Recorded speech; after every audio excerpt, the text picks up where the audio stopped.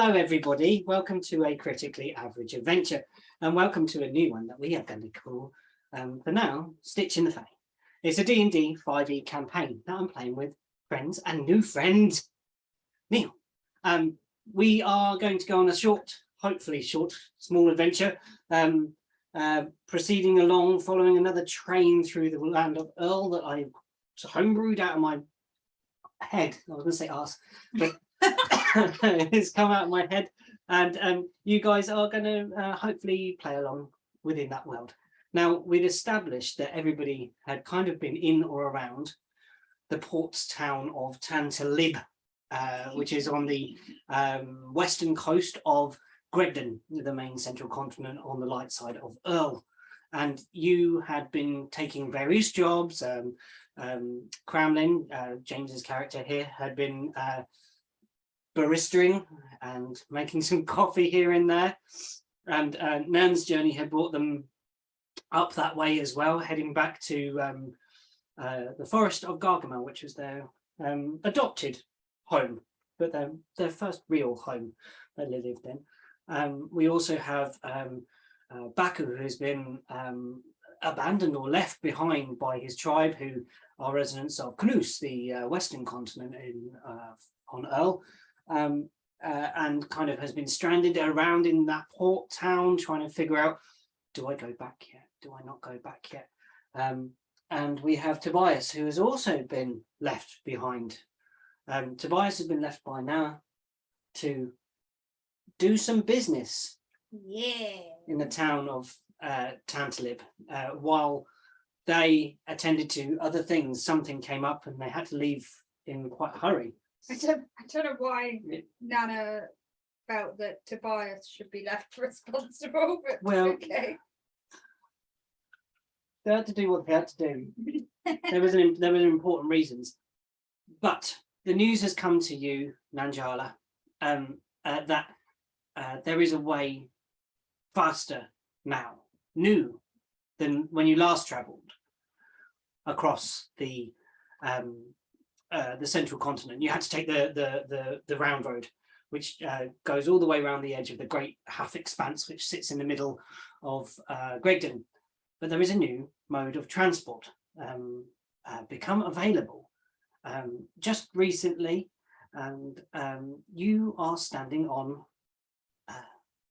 basically like a platform, a wooden platform built about 25 feet, maybe 30 feet off the ground, and a set of steps that goes up to it. And there's a few other people standing on the platform, waiting, taking their sort of politely conversing. A couple of them are obviously know each other, and you would see, well, you're there. Tell us what you look like and how you approach this. You're planning to get this form of transport from the platform. You've been told to wait at the platform. Oh, I'm on. This is a testament to how tired I am. I'm like, okay, I'm on like a wooden pallet. I'm on a platform, which is like a wooden platform. I think you mean like a train platform waiting. Platform. Yeah, exactly that. Yeah, like basically, like imagine you're on a train station platform made of wood, but all that you see in front of you is a huge desert, and behind you there's the sandstone buildings of Tantalib with their many towers, and there's quite a decorative city. There's quite a lot of buildings that look similar to like mosques and things like that. That kind of architecture is in this place. Okay. Nanjala is alone, which is not unknown to her over the most recent past, but still an adjustment, having left their previous chaotic yet tight-knit group for important reasons. She doesn't so much look different in terms of what she's wearing or kind of her appearance particularly, other than she kind of holds herself a little bit straighter, a little bit more confident, and while she looks like she's deep in thought. She doesn't look uncomfortable as she often did, either in company or alone in previous times. For those that don't know, she's a sort of mid-toned purple tiefling with like bright yellow golden eyes, so no pupils, they're all sort of yellow and gold. I kind of get I have like a sense that there's a bit of a sort of fey twinkle to them now. There is a sort of like a different quality to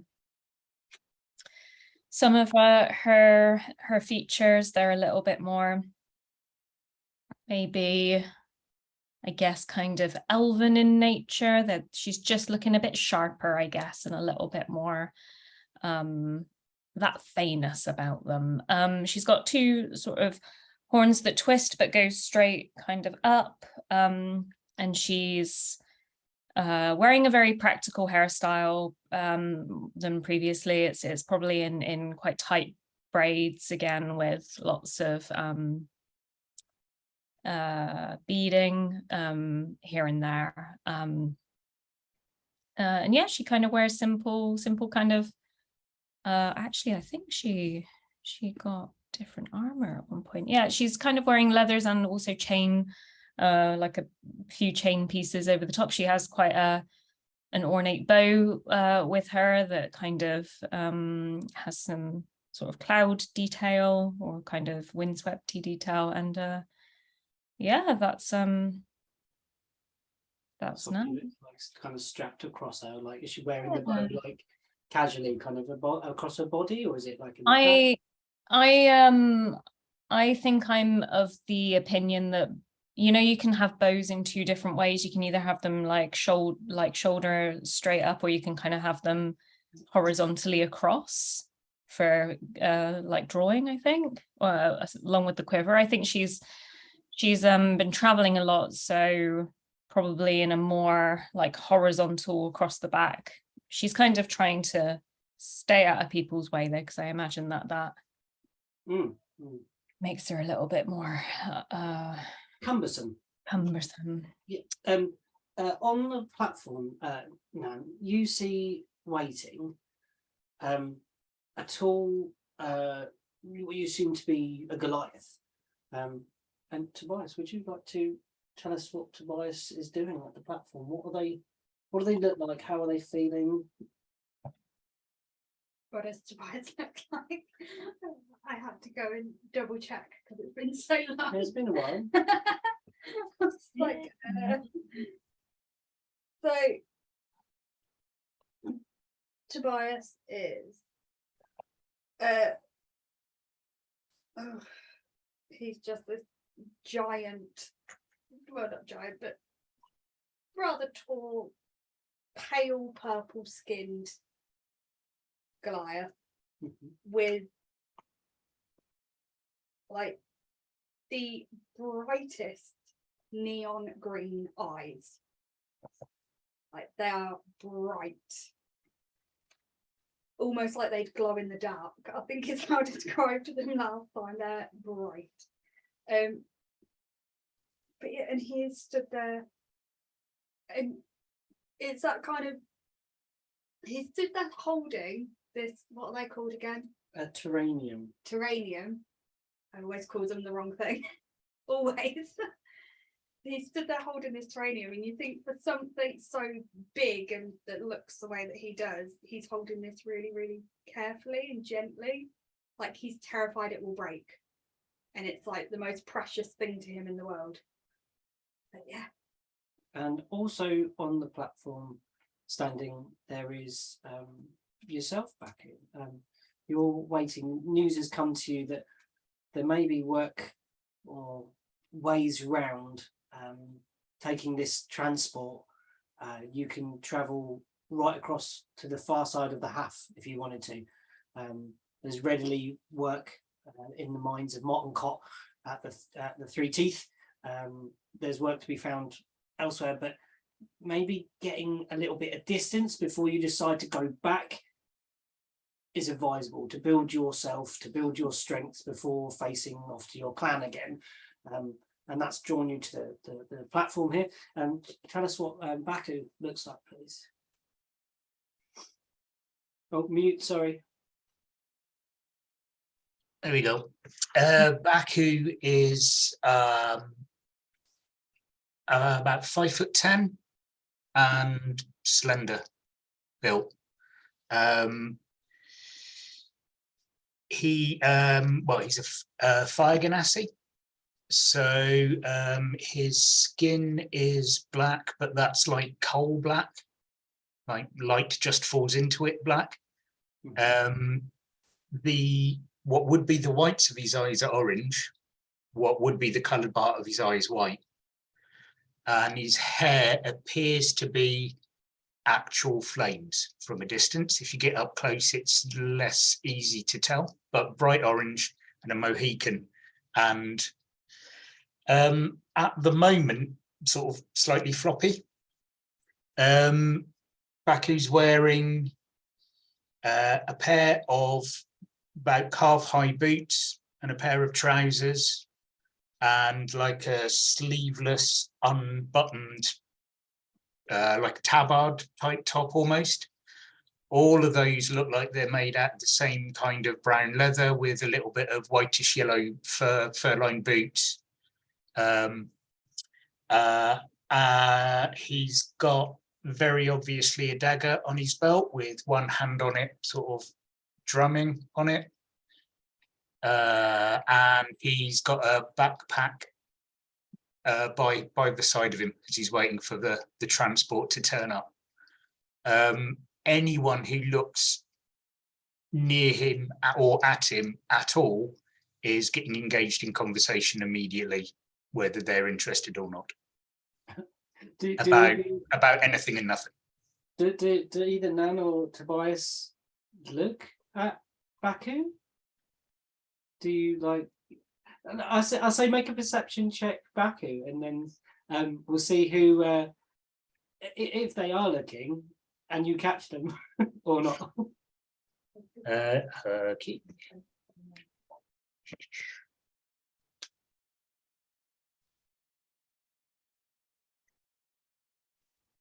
It's a natural 6 for a total of 7. Okay, so you're looking around and you're trying to catch people's attention. Maybe you're trying to actually catch those people. You're looking out and no one seems interested. Everybody seems it's quite a hushed platform, one of those uncomfortable ones where you're kind of, we're waiting. Yeah, we're waiting, but no, we don't want to talk. There's like one couple that are talking. They look elven in nature. There's a rather fastidious, fusty-looking gnome also waiting on the platform over in one side. Nan,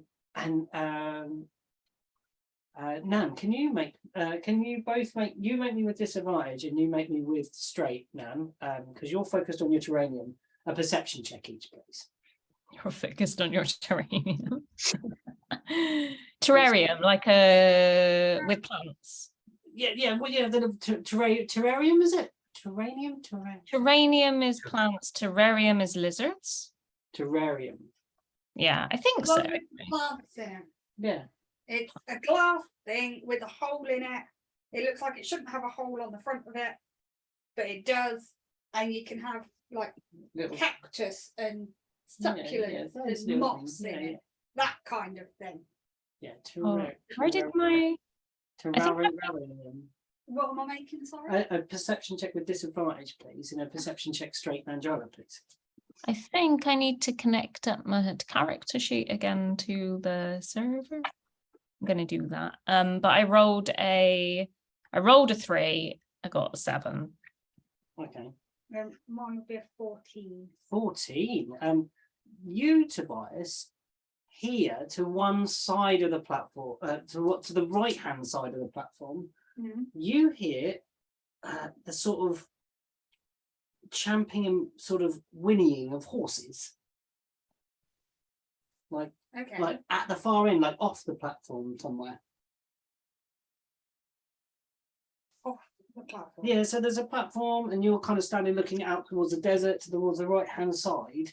You The hear way this- that the train, if it was a train platform, where like the way you can hear the train before you can see it. kind of, yeah.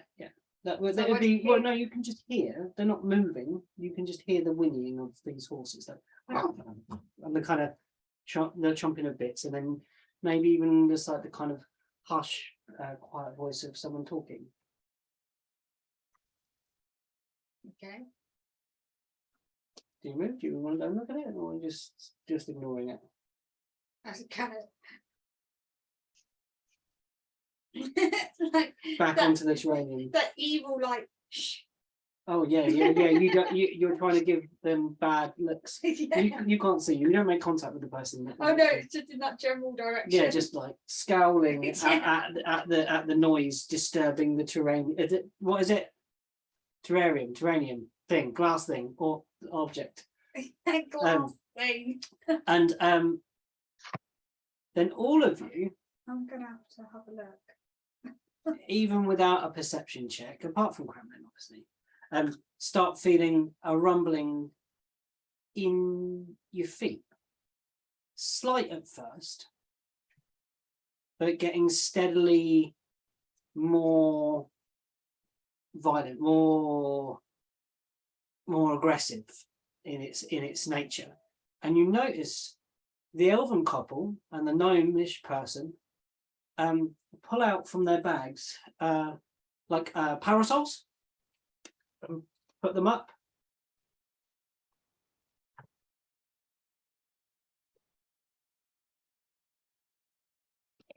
I step behind the nearest parasol.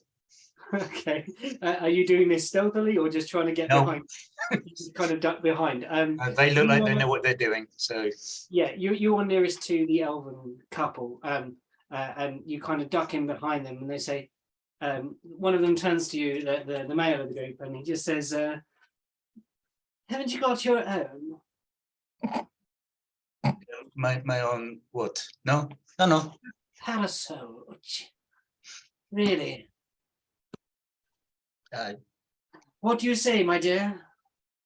Shall we let this one under? It'll be. And she says, "I think it would be nice. Be lovely and cozy. 3 of us under here. And he looks nice and warm. Warm? We're in a desert, my dear.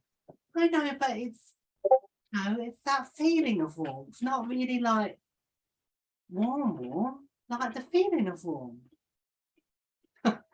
You do say the funniest things, my dear. Welcome under our cover. My name is Quill of Ma and Shapar. Quill. Hello, Baku. Gro Takam. Envoy and warrior of the Sept Takam of the great clan called Raven, you know. Called Raven, you say? Let's see if they know of it. They bloody do. Called Raven. Yes. Orcish tribe, I believe. Yes. Oh. Interesting. And so, sorry, madam, I did not get your name. My name is Maine. Mine. Maine of Marmiala. Ah. We're betrothed. Can you tell? How lucky he is. How lucky I am. How lucky we both are. It's been so nice getting away from the forest for a bit, and we've seen all the sights, every single one, and then to travel back like this tops it off. It's going to be incredible. Can't wait. It's supposed to be so quick. So quick. Tobias, you see there's just a gnome, a very small gnome with a very small umbrella on the platform, and Nanjala, you also see the same. You see this one gnome with a parasol. You just like it's about the size of the gnome. As you slide it under the thing, it kind of slides along the wooden decking And Like the thing's only like this size. yeah, it's a gnome. Gnomes are very small. Yeah, maybe a little. It maybe comes up to the gnome's shoulder. They're like, hey, excuse me, what are you doing? What is that? There's something moving in here. Gosh, get that out of my face. What are you, stupid?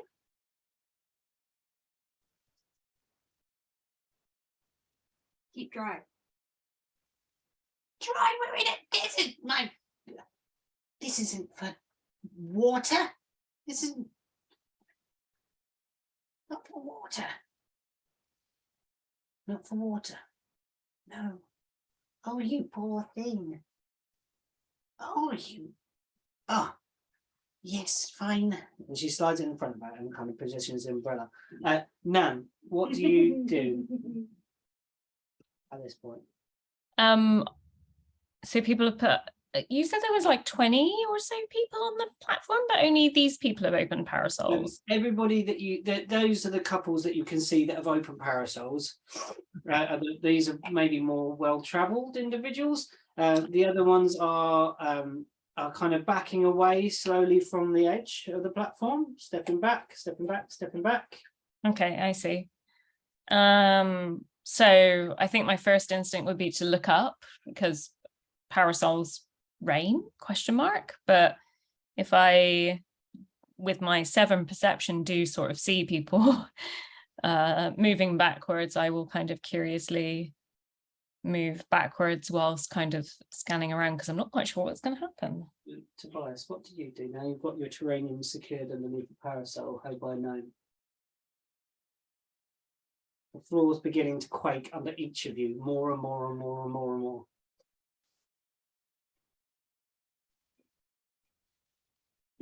I was gonna like stand behind said gnome and terrarium.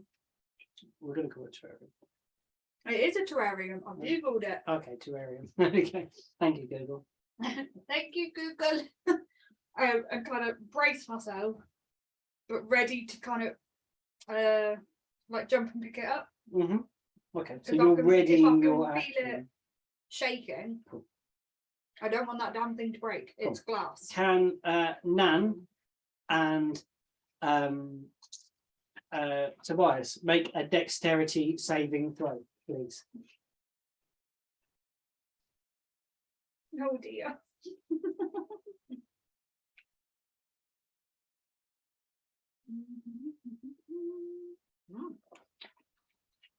I got a 21 dex saving throw.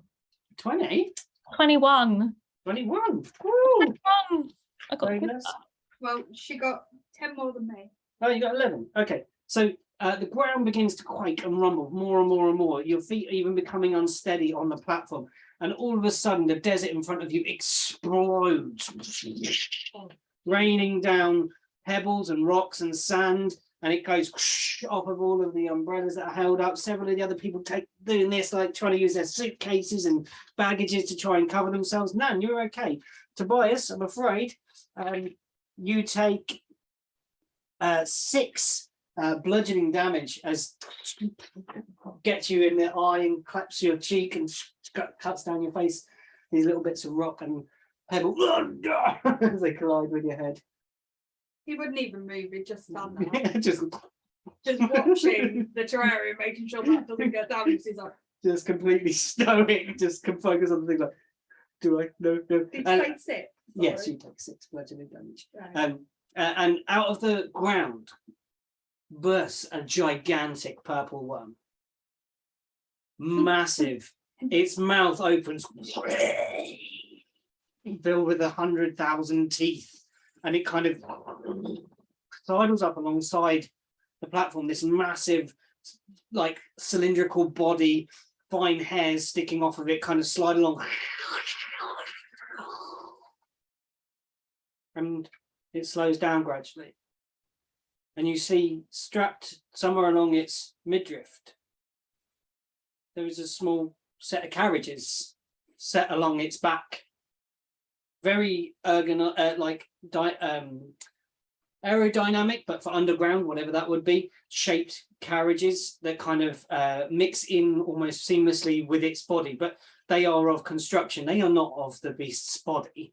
They're not grown. They are man-made. They're all human creature-made. And little ladders begin to kind of unfold.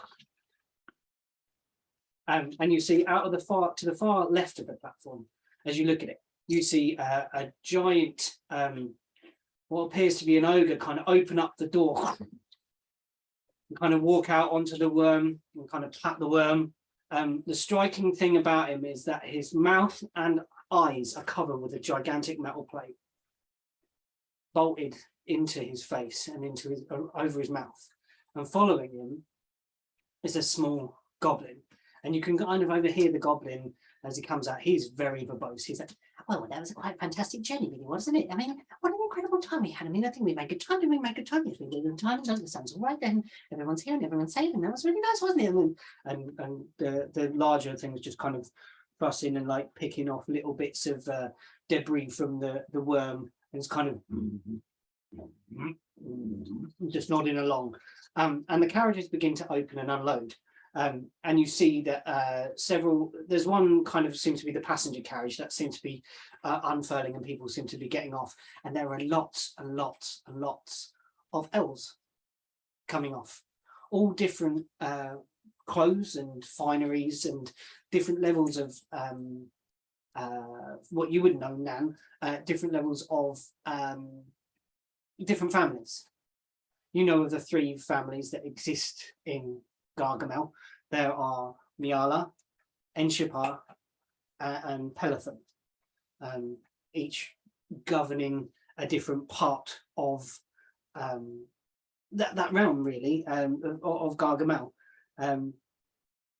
They are Enshipar are the kind of rulers and law keepers of Enthaven, the central area within Gargamel, and Mar Pelathon are the keepers of the beasts, mainly horses, and that. But they, you right? I can hear her. Oh, Ali, right. Yeah. And other beasts as well, other beasts of burden, but horses especially. And Mar Miala are the tenders of the forest, the druids. They care for the forest and defend its borders, etc., from hunters and things like that. But you can see different folks from all these different places getting off, like masses of them. Like, there's many that could be squeezed in this carriage. It was definitely, there was no seating and it was all standing basically in this carriage. The amount of people that seem to come out of this carriage. I think as Nan sees probably the druid type elves, I think she likely took Sin's seed pod with her, because that was the one thing that the other players didn't demand to have off of. Hey. So I think she tied the seed pod probably to part of the bow, maybe, unless, you know, any of them wrestled her to the ground as she was trying to leave to take it. But they think they've got it, so I'm going to say there's 2 for the sake of just ease. Of course they do. But yeah, she's going to kind of idly just touch the seed pod as the elves go by. Look a bit perplexed, but did I purchase a ticket for this worm tube? The tickets are bought on board as far as you understand. Okay, I will wait probably for most people to begin to board and kind of shuffle my way towards the back of a line. Mm-hmm.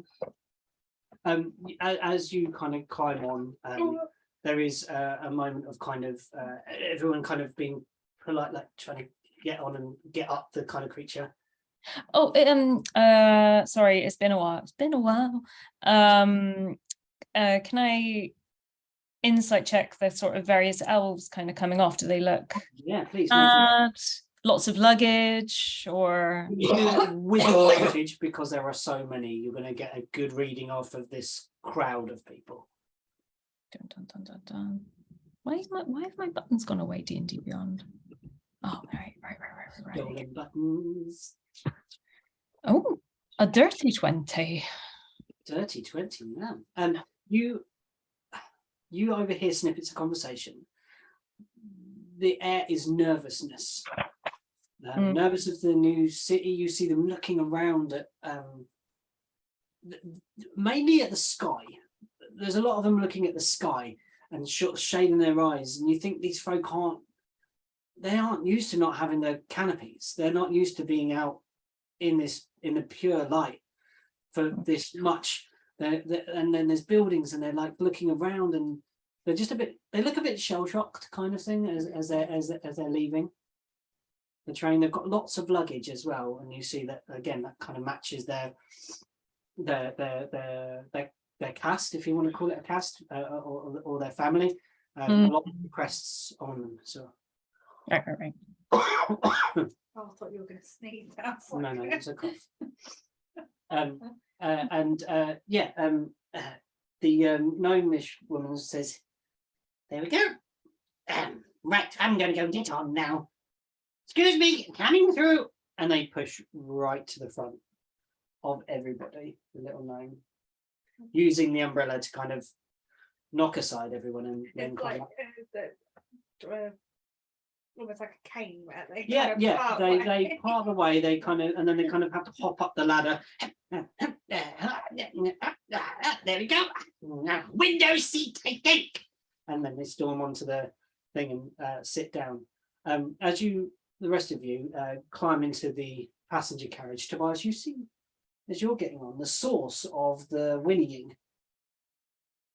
Okay. You see two beautiful, I mean, they are the most amazing looking horses you've ever seen.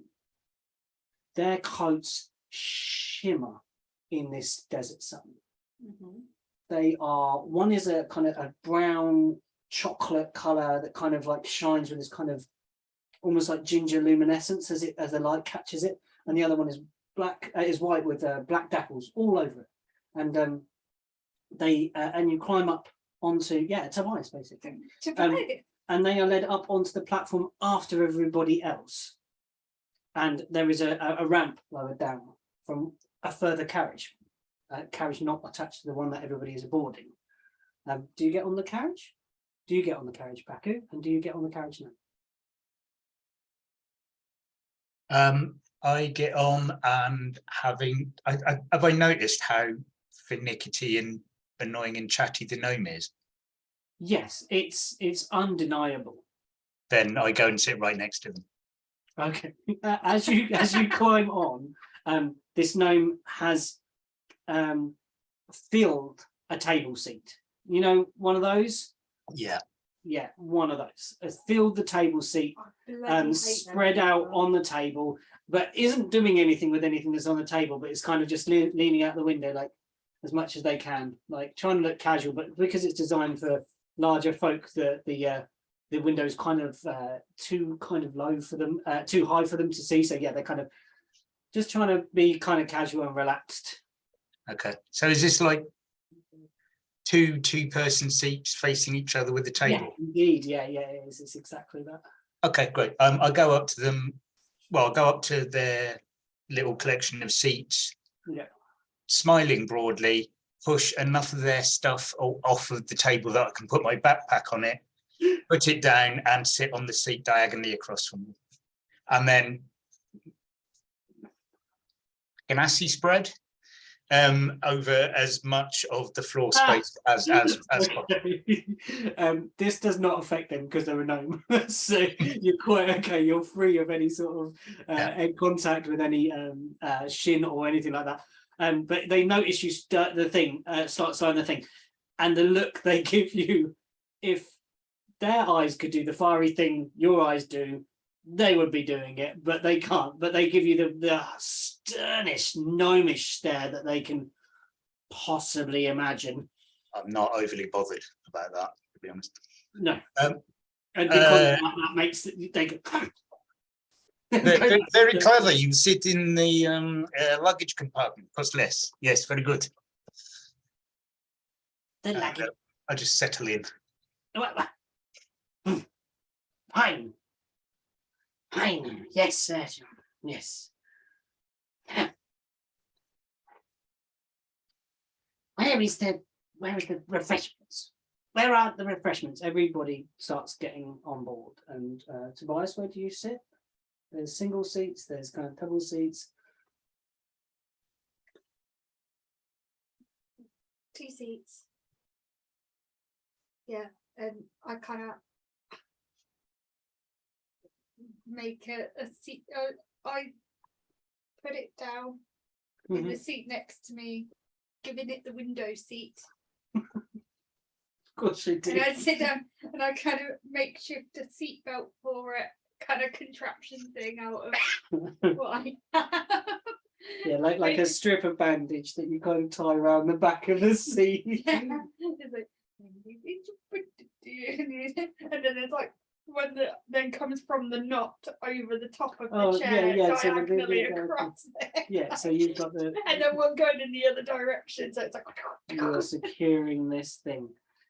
it's And Nan, where do you sit? You've got the people that you see at the end of the carriage that you arrive to are this gnomish person, the elf couple also climb aboard in this section.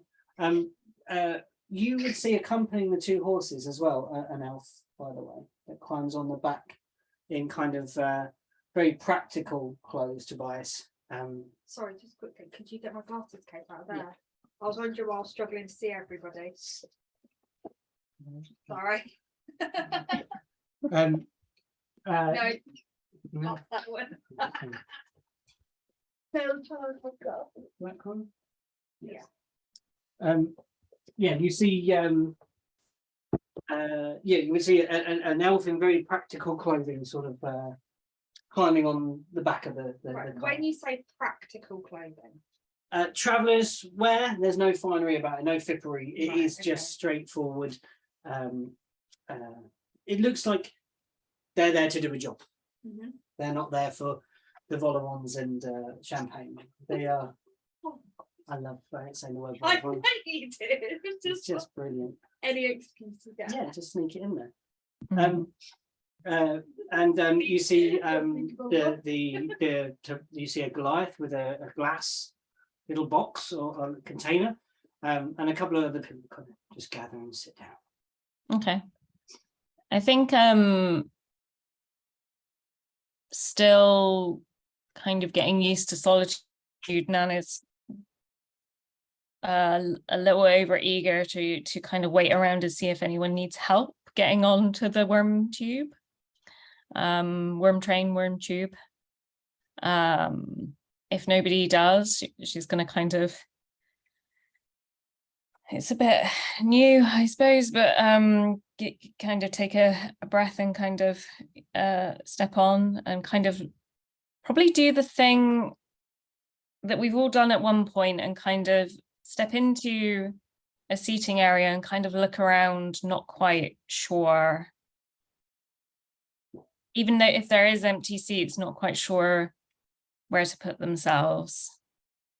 So just kind of stands for a fairly long while. Okay. Perception check, Baku and Tobias. Well, She's used to being told what to do by Arden, Yala, various other people. Where do I sit? perception, please. Yeah. I'm trying to read on my phone You can't even without see. my glasses. I'm like, sorry, they were filthy. Grandma, are you the barista in like the train food carriage or something? Are you going to come along with a little tea trolley? Oh dear. If you do, I'm going to lose my shit. That would be a 12. 12. You notice this tiefling standing looking a little bit like, I don't want to know it's, and hey,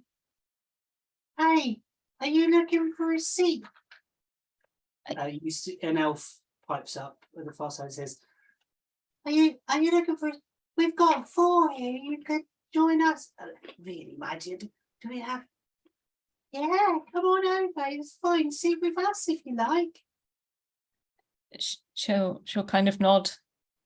Okay, thank you. And then kind of walk over, sit down. Sorry, and she kind of pulls in like part of her her clothing closer to her, and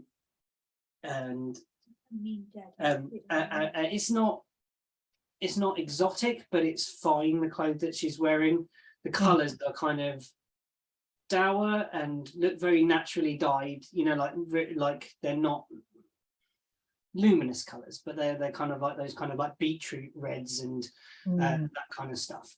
Whereas the other the male elf that sits with you is in more finer. There's like frills and there are cutouts and things all over his sort of dark bluish outfit, and you would recognise these for the houses that they're from. You can tell that he's definitely from Mar en Shapar. They're called Mars, the family's M-A-R. And she would probably be Mar Miala, one of the caretakers of the forest.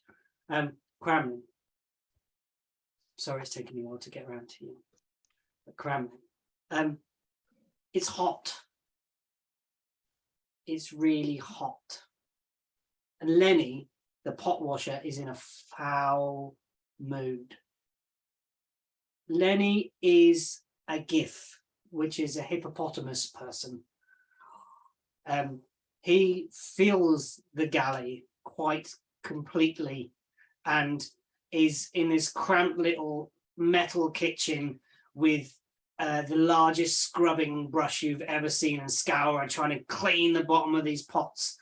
And all you hear from behind him is, Lenny, will you just get on and clean? I need that pot. We're never going to get the lunch run done. And kind of morphing around Lenny, coming up to you, Kremlin, like actually taking up the space, that the very small space that Lenny leaves within the carriage is a gelatinous lump that kind of then reforms and shapes into a vaguely hominoid form that is kind of see-through blue. Think that toothpaste. That kind of color, that kind of Colgate toothpaste type stuff. Have you seen it's a kids film? Flubber, yeah, we're talking Flubber. No, it's not Flubber. It's a kids film. I think it's like Monsters vs Aliens, and there's the blue. Yes, yeah, the blue good it's guy. Called Bob or something. Bob, yeah. It morphs round the space, reforms, and Lenny says, "I hate it when you do that. We stop sliming all over it." Oh. You know that the chef is Vol. That is the plasmoid you see before you. Vol's just like, it's another shift, another damn shift, and we're running late already. Kremlin, look, you've got to be better than the last guy. Look, take the refreshments round and see if they want anything now, and try and get back as quick as you can with Vol-au-vent. Oh, yes, maybe that is it. No. What? I can't He read said it. Vol-au-vent. Vol-au-vent. That is now his surname. Au-vent. I can't read it from here. Yeah, there is, and you were loaded up with a small cart with refreshments, refreshing drinks. Tell us what your outfit looks like, Kremlin, as I message you to design this yourself. So Kremlin is a Kenku. He is still wearing the hat that he loves, which is like a pilgrim's hat, very broad beam with a buckle on the front. That is his favorite hat. Kremlin loves his hat. And he is also wearing a sort of like, because it's shift work, he has to look slightly posh. And he's kind of got a white shirt with sort of almost ballooning shoulders at the sides with the little vents in either side of them. In the vents, it's white with some like green things. Then over the top of that, he's got his apron on, and it is a green apron. It's really dirty, and it's kind of covered in kind of wet milk stains and things like that. And on the front of it, there is a little logo, and it's of like this green blob almost coming out of the sea with several stars around it, and underneath it just says latte. Just latte. So confusing, all of it. Yeah, Vol kind of angles out the trolley that kind of slides out and then gives you the control. Can you make a perception check for me, Kremlin? That's kind of vital to me. You're quite close to Vol. It's simple. You'll have to remind me where to click to do a perception check. You go onto your skills page, Uh-huh. and then it's somewhere down the bottom there. If you're on the laptop. Oh God, this is awful. How do I press buttons? It's sort of like a little box with a big plus something number in it. I pressed the button. I got 23. 23. You notice something about Vol that you're not used to seeing. You're quite used to seeing various pieces of cutlery inside Vol that are then produced to stir things and then kind of suck back in, and then they come out another place to stir another pot here and there as another pseudopod is like extended to kind of manage this small kitchen space.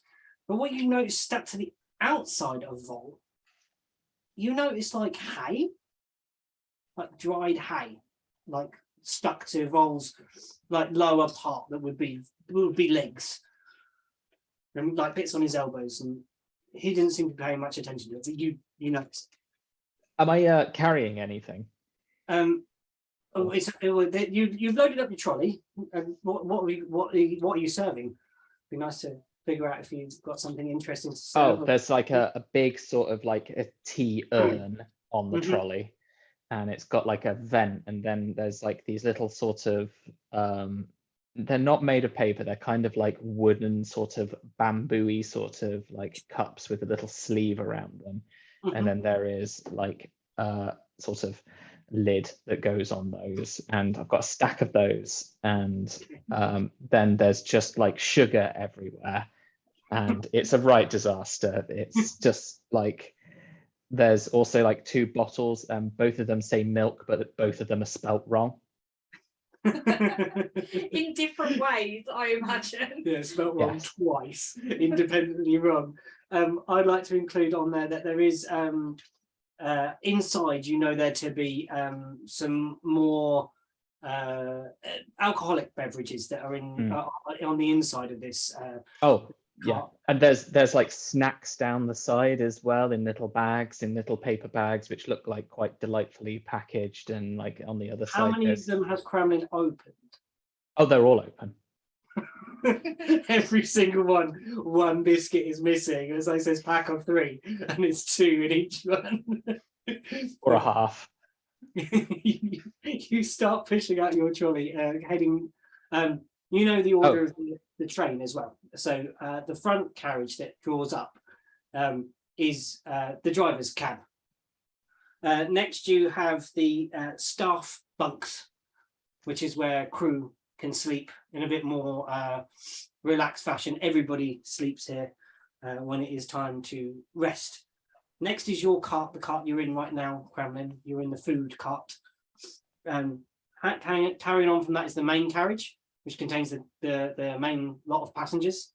On from that is the stabling carriage. So this contains any beasts of burden, larger animals that or passengers that can't fit in the main carriage. And the end one is the luggage compartment, where anyone with large chests or anything needs stowing in the back there can be put in the back. It's the very end carriage of this thing. So that's our lineup as we go along the train. And so Kremlin, as you start walking through, you feel you've kind of got used to it by now. So can you make everyone sat down? Has everyone sat down at the tables? Yeah.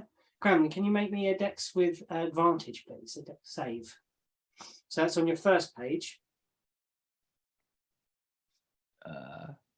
Oh, this is a beautiful Kremlin. Bean has just drawn a beautiful Kremlin. Is it twice when it's with advantage? Or... Yeah. Or you can right click and it will allow you to roll. Oh, okay. I will take the first roll, I think. Is that how you do it? I've forgotten You, everything. you take the highest. Okay, 17. 17. You feel that, Judd, you've become quite accustomed to over the last couple of days that induction training was intense, but you think you got through it, and you possibly think that they couldn't get anyone else. So they settled. But maybe Cramlin doesn't know that. Cramlin thinks, yes, barista master. And you feel the lurch of the thing, but you hold your carts firm, steady, and start proceeding down. In the main compartment, you hear a voice, everybody, come from seemingly nowhere, and it just says, "Ladies and gentlemen, welcome aboard the Underground. We shall be stopping at a few stops on the way, going round the circular round road, but far faster than any car can ever take you. Welcome aboard. Your driver today will be Blank, and I am your train manager. What is his name? My name is Spin. Spin. Yeah. Spin. If you should need, if you should need anything, please make your barista aware, and he will get a message to me. Or if you would like to, please walk up to the end corridor, which is the end cabin, which is locked towards the front of the carriage, and just give us a knock, and we shall see if we can help you out with your journey, making it as comfortable as possible. First stop, small camp outside of Three Ways, and we were stopping there to let off some folks. Thank you. And then you feel, as you're looking out the window, you gradually see the kind of earth rise up like you were sinking in a submarine, but you're going below the ground, and then just nothing but tumbling earth and rock and stone going past these windows, and then so it goes quite dark all of a sudden, and then little like glowing luminous light appears in there, and you're well lit in this space, so you can see well, you can converse, and you could read if you wanted to in this space. And then coming through the door from the front end of the train, you see a Cramlin who you've not met yet, but you see a Kenku with a kind of trolley shuffling on. At last! Oh, I'm gasping now. Excuse me, sir. Yes, me, please. Latte? Sorry, say again. Latte? Not latte, no, wine. Worm wine? Cramlin grabs a nearest bottle, and it says worm wine on the bottle. No. The better stuff. The better stuff. Expensive. She pulls out 2 gold pieces. 1 glass of the better stuff. Cramlin puts back the bottle, picks up the same bottle, and pours out a glass and gives the glass. Does she notice? Let's see if she notices. She notices. No, the better stuff. Cramlin nods, flustered, and looks around and sees if there is any other better stuff, if he's remembered to pack it. It is tucked towards the back, but there Cramlin you kind of reach in. It's like right the back, and you kind of pull out this bottle of like a Hessian sack around a kind of quite bulbous bottomed bottle, and then the top is this blue glass that's quite fancy. And she's yeah, something elven, very nice. Elven worm wine. Cramlin gives the other glass of wine to whoever was behind him, and pours a glass of. He's gonna. Oh, complimentary drink. Oh, it's wonderful. Oh, thank you. Oh, I didn't know. And she seems enamored with this glass of worm wine and sips it. And want to share? No. And then she turns to Nan. Do you want to sip? Oh, no, thank you. Thank you. Worm wine. I hope I don't get tipsy. Oh, I'll be silly. Oh, it's making me hot already. And I'm going to need the background lore of like how worm wine is made. I need where worm grapes come from. What is crushed? What is crushed? What is You need crushed? to know. Baku, do you order anything from the drinks cart? Because Gremlin is with you, as he's been kind of frog marched over as much as by the gnome. So my friend, what is this hot drink you have here? Latte. And starts pouring a latte immediately. Good. And bag of otter's noses, please. No noses, sweets and biscuits. Yes, Biscuits. yes. Open biscuits? Are all open? Kremlin tries to open the biscuits and place them onto the table next to you. Okay, And- I'm not going to make you make a save for it, but can you tell me what happens? Do you pull it really hard, or do you just manage to do it? It's like sharing a crisp packet, Oh yeah. that kind of motion at the very least. Yeah, and you get a latte on the table. The cost of the latte is a couple of copper, and maybe a silver piece, and then a silver piece for the biscuits. But Gremlin, this is your opportunity. You know the prices. One silver, yeah, piece. I don't know the value of any money. And Kremlin doesn't know the value of any money. He just knows he wants two. He would like two of them. Okay. So this what? So you're going to ask for two each. Two each. Two Two each. each what? Four. Coin. Points at the biscuits, points at the latte, pours some milk into the latte. Oh, no. What is this? Worm milk. No. No? I Takes the coffee away, gives it to the person who was behind the other chair, gets another coffee, it puts it down and pours the milk in. Oh, complimentary drinks.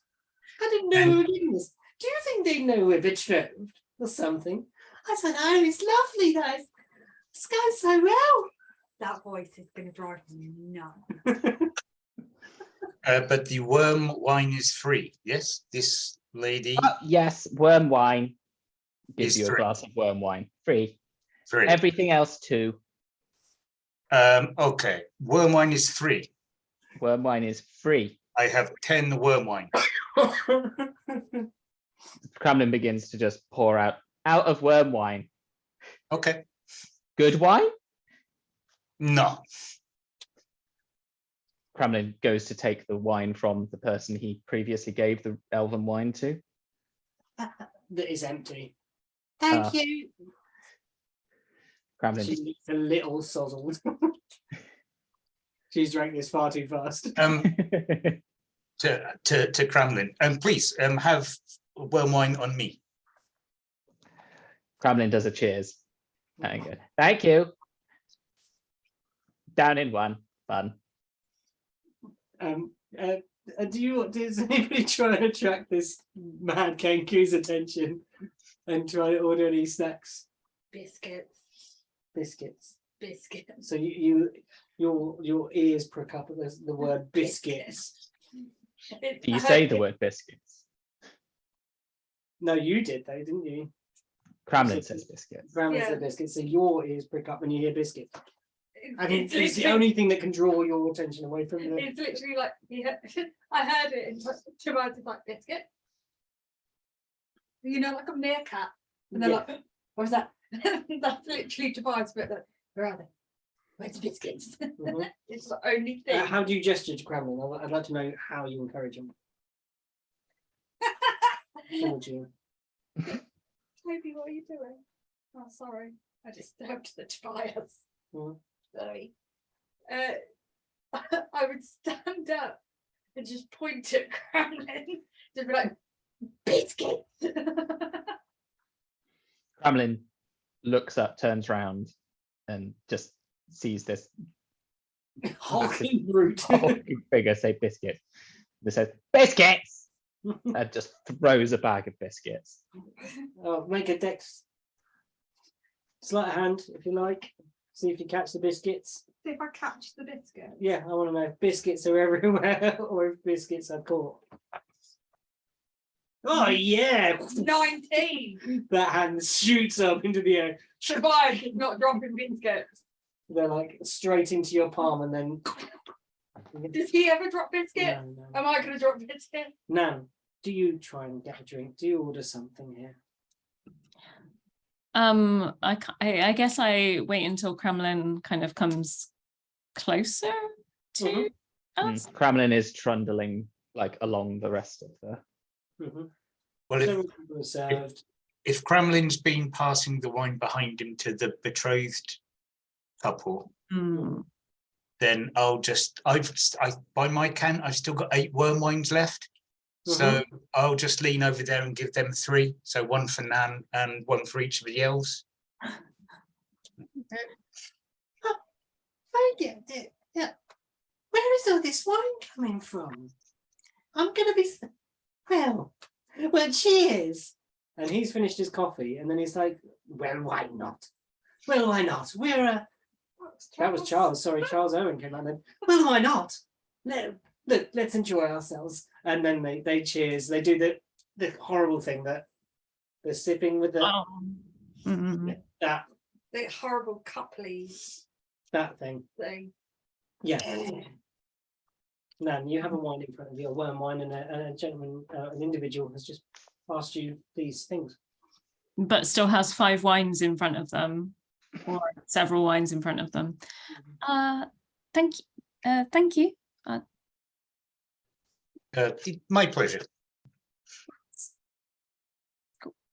Bits in. Yes, the flavour is grotesque. It is. It's quite different, but I suppose I suppose it's a gift, so thank you. And drink. To Kremlin, do you recommend anything? Kremlin looks down and at the like a tray and goes, lattes, sugar, worm milk, and biscuits. Biscuits sound lovely. Yes, please. Biscuits, and a pack of biscuits is slammed down in front of you. Oh, 2, please. 2 of this or this? Coin. Hold up copper and silver. The silver one Kremlin looks for. Points his beak at pokes. It's fine. I hand it 2 silver to Kremlin. Goes straight into the pocket. Yeah, tucked away. There is a cash till in front of him, but it just goes straight into the pocket. No money is touching this. No till. buttons touched on that thing. It's like, no. Yeah, and Kremlin, you go along and you serve the rest of the carriage, and eventually you return back to the kitchen for the dinner run. Dinner run is complimentary on this service. Wow. So your meals are included with your ticket because you're depending on the distance of you traveling. What happens is there is the rest of you in the carriage. It says, "Got a hot wormy what?" I don't want to know. There is a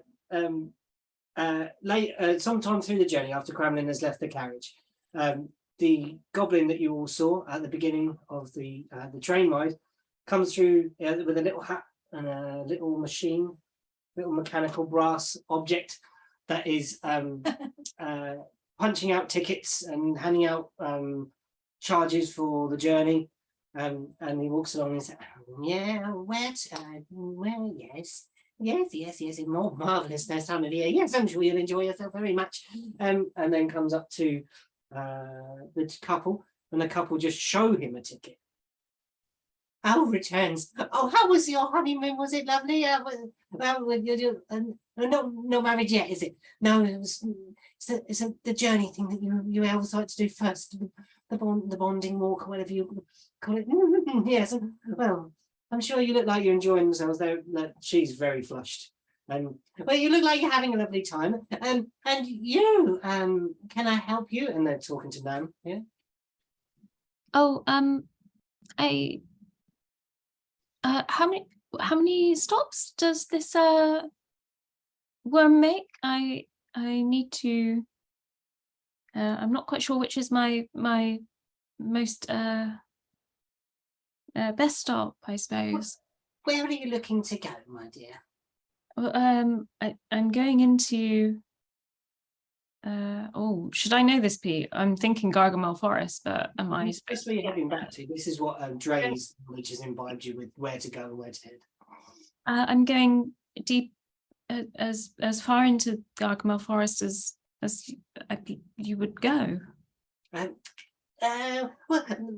this worm is a very specific worm. This worm is only a desert worm, so we can travel around within the desert, but going much deeper than that is mighty tricky for this beast. It doesn't have the teeth.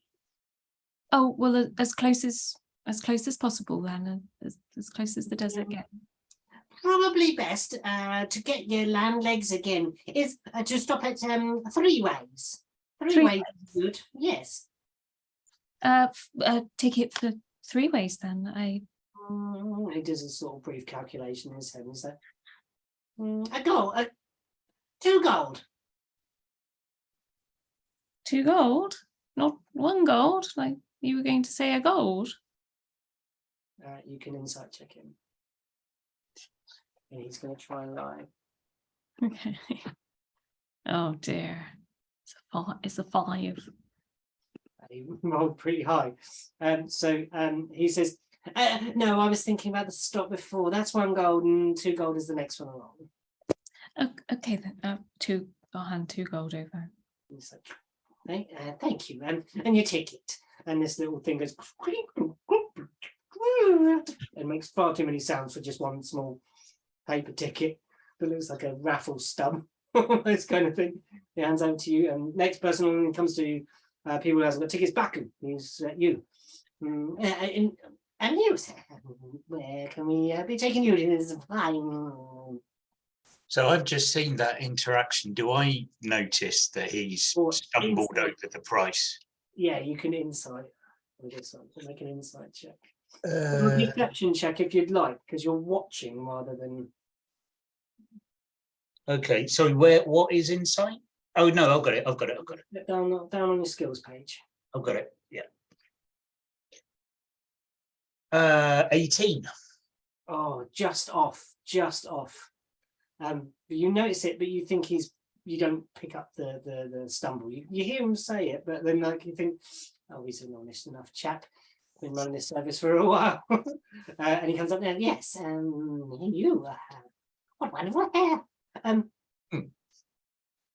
Does he have hair, the goblin? He's got like a little peaked, like sort of conductor's hat on at the moment. Okay. Oh, thank you. I like your ears.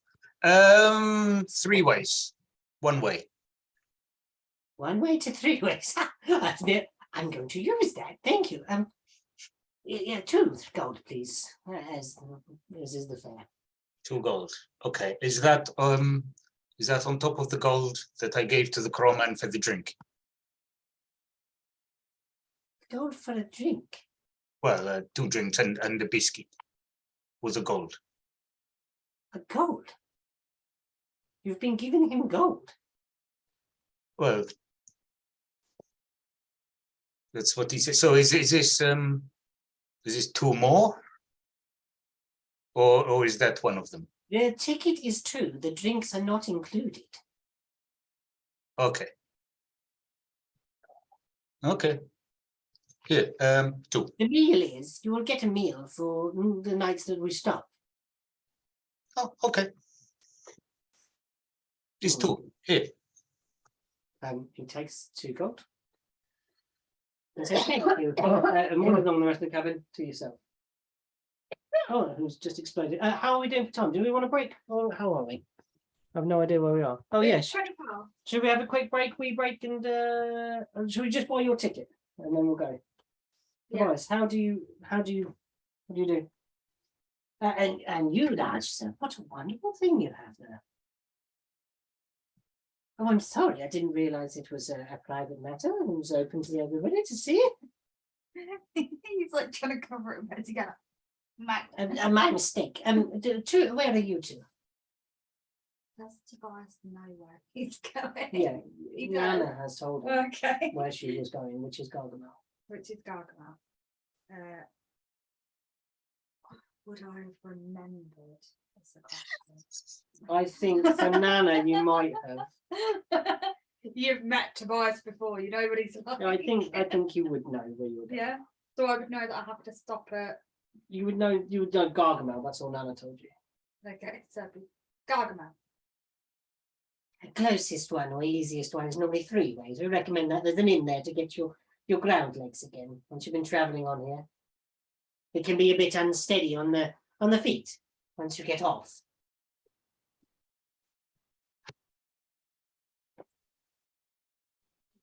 No. I mean, the 2 gold. 1. Excuse me, the price is true. 1. How are you trying to intimidate? Yes. Intimidation. Tobias' own way. He's like just staring at the guy. They just like, what? It's 2 gold. This fee is true. What am I doing? Intimidation. Listen,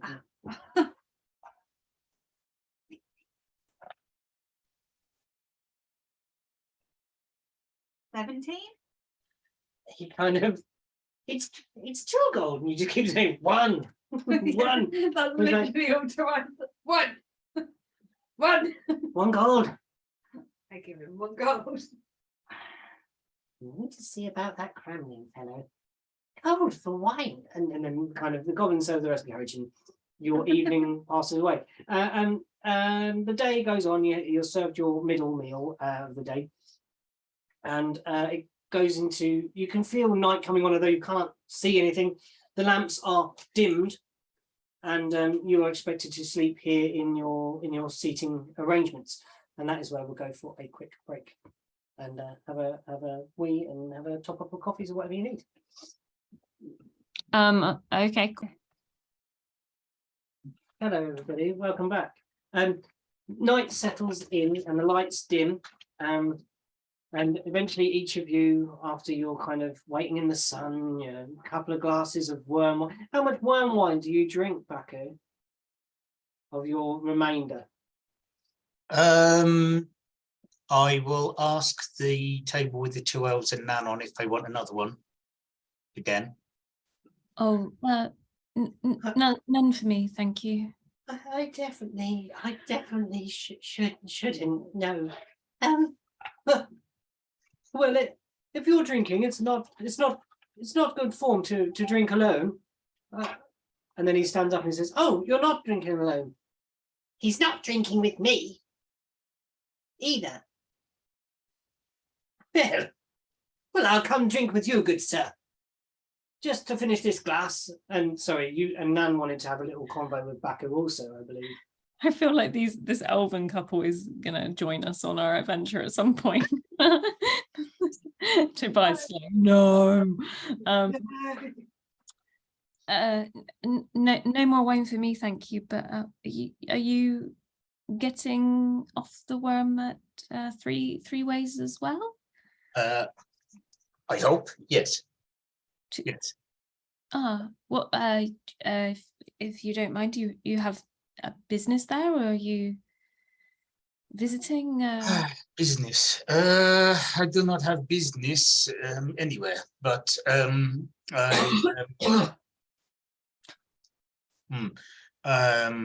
will go and look at the place, look around, see what I can find, see if there are things that I can do, and if there are not, I will go somewhere else. Baku is easily bored, so I go and do everything and then go again. I see. I see. And you?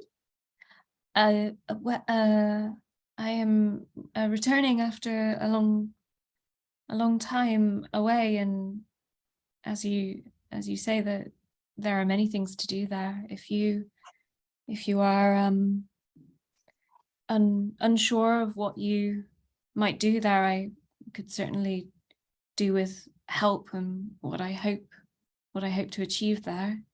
It is your home? It is, yeah, a home of sorts.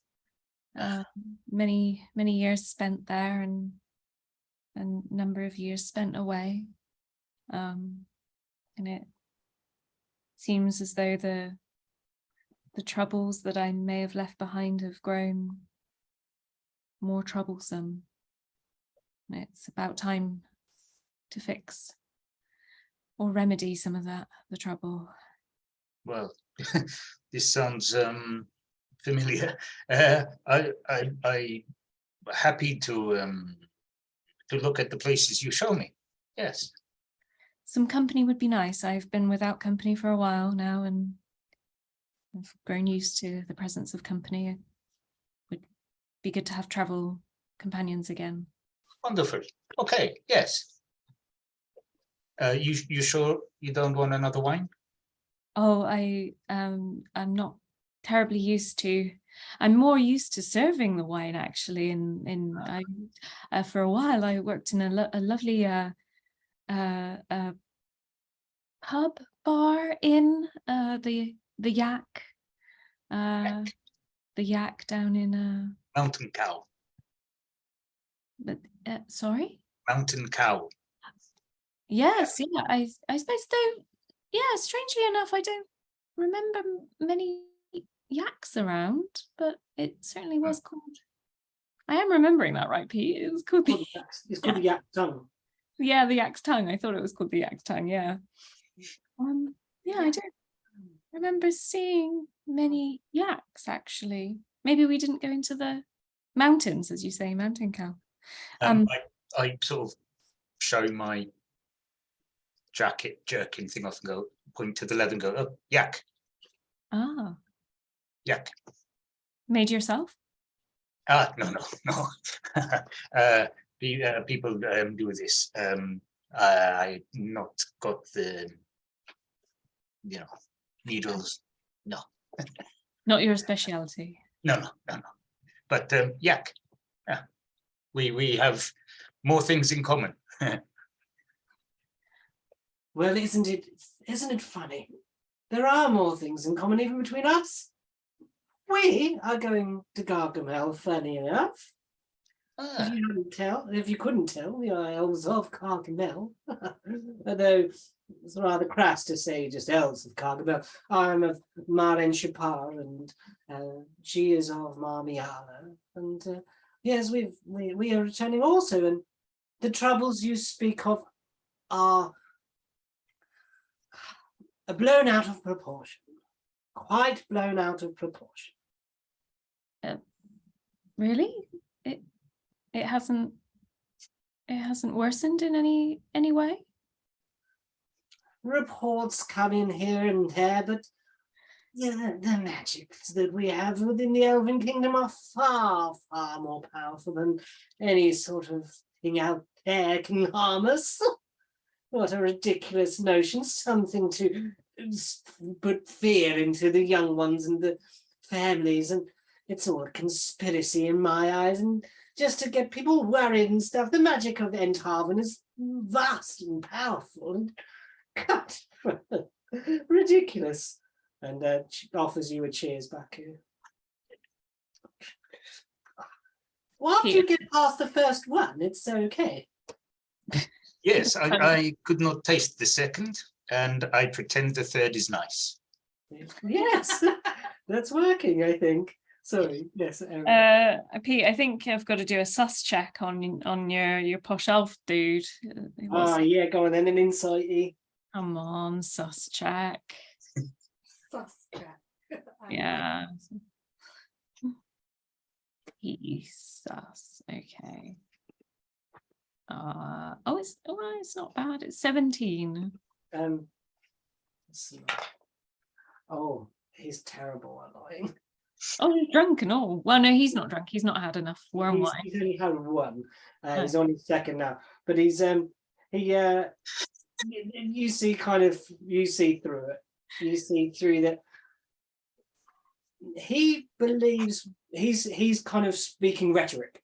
He's talking what he's been told by his elders. There's nothing to worry about, really. There's nothing that the magic of Enthaven and the mages that exist in Enthaven can't deal with. It's just bullshit. Kind of, when you're just like, it's by rote almost that it's kind of coming out that he's saying stuff. Especially when all those elves were like with all their luggage coming the other way. Yeah. There are hints here that things have got worse. You're picking clues up here and there that things are not as they maybe should be. Is there anything else, Cramlin? You've kind of returned to the kitchens and you've helped do the dinner run and everything like that. And it's kind of time to start settling down, and you've got a bunk somewhere in the carriages at the front. Is there anything you'd like to do? Are you just bedding down for the evening after your hard shift? Are there anyone left in the kitchen? There's Lenny's there. He's still scrubbing pots, and he's just. It's really weird when you see like a hippo person bite their lip with anger, like the big teeth over the front, like what? And you walk in on him saying, "Stupid Wallen is just even want the bloody job. It's just still lording it over me." Cramlin. Does Cramlin like Lenny? I think Cramlin likes Lenny. Does Lenny like Cramlin? Lenny has been just a ball of anger. It's not directed at anybody particularly, so he's volatile. But you wouldn't say he's not amenable, but he just seems so frustrated in this job of pot washing. Okay, so Cramlin kind of goes, like, sneaks around and kind of lets Lenny know that he's there. He's not sneaking, but I'm assuming it's quite dark and like he's there washing and stuff like that. And Cramlin kind of just sidles over to where all the biscuits are kept and just quietly opens the door and starts putting biscuits into the pouch of his apron. Stocking up again for your midnight snack, Cramlin. Snacks for family. For the family. Oh, it'd be nice to have family. Nice to get some money back to them. I might take some back to my family if I had a decent page on rather than scrubbing flipping pots. Nice to see family too sometimes, yes. And Cramlin keeps just taking the biscuits and putting them into the pouch until it's quite full. Your family in bar, are they, Cramlin? Sometimes see family. Keep snacks for family anyway. It's nice being prepared. That's what I come here for. Came here, applied for this chef job and end up scrubbing pots.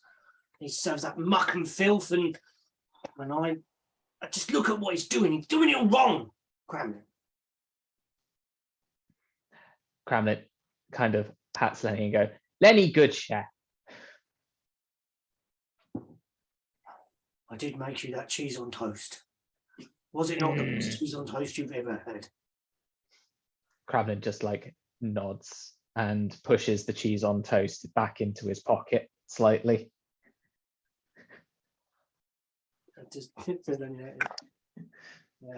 You need to make a sleight of hand. Where's my sleight of hand? The skills goes down. Cram gets a 13. He goes, saved a bit for later, did you? Yeah. And then Cramlin goes back to where his bunk is. And I assume under like the bunk is where the trunk is kept, like the sort of like trunk of things like that. And it opens it and it's just full of biscuits, like in various states of being crumbs. And he just empties the biscuits from his apron into the box and then closes it and just like goes, keeping for the family.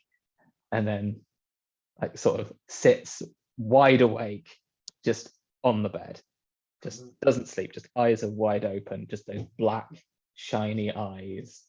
And he's In the just darkness. You hear the sitting. you kind of hear the sound of almost like a plug burbling.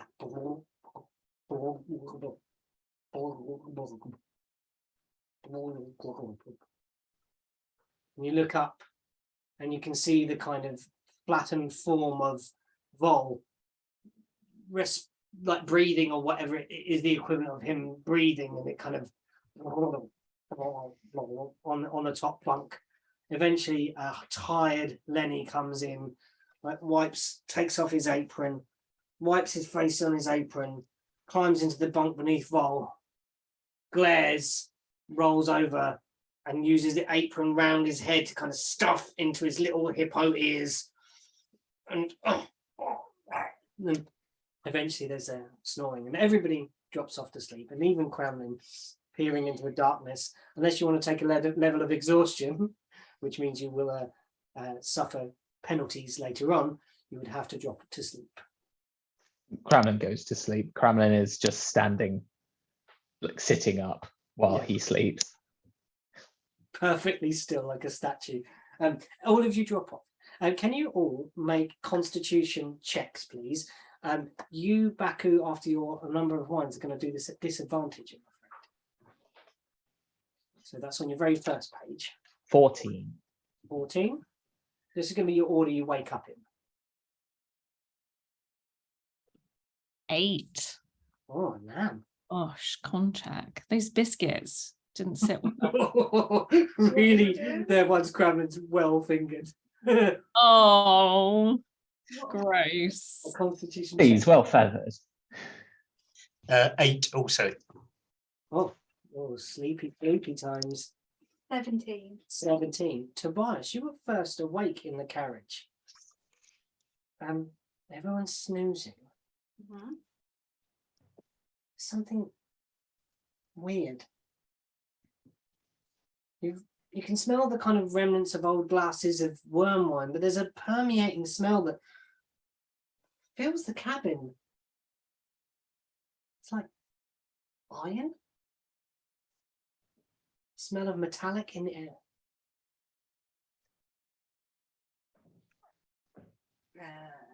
You Can I pinpoint where the smell is? make an investigation Coming check. Oh no.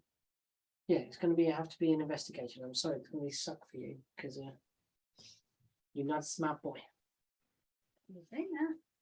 Although, have you got some survival? Have you got some survival? Because you could do it as tracking. Like, you got a better bonus on that? Mhm. Yeah, I think you could probably do that as a kind of almost like tracking down where this is from. Yeah, snuffing in that out. Snuffling. Let's have some snuffling. No. You mean like what he's doing now, Mhm. right on my thigh? 19? Yeah, you stand up and you walk past the sleeping Genasi. And you smell blood from the gnome. And you look and you see that their chest isn't rising and falling. And you see a pool of blood all over the seat. They're dead. Is Is your finger stuck in my your head? finger stuck in my hair? Thank you. Ow. Is there like a trail of blood, or is it just like all over the seat? It's like they bled out onto the seat. Is They there like, haven't appeared to move since you dropped to sleep. is there like entrance exit? Wounds? Oh, you could. It's dark still. It's quite dark, but you're making out the shapes. The lights haven't come on yet. What if I've got dark vision? You got dark vision? I think I do. First page senses.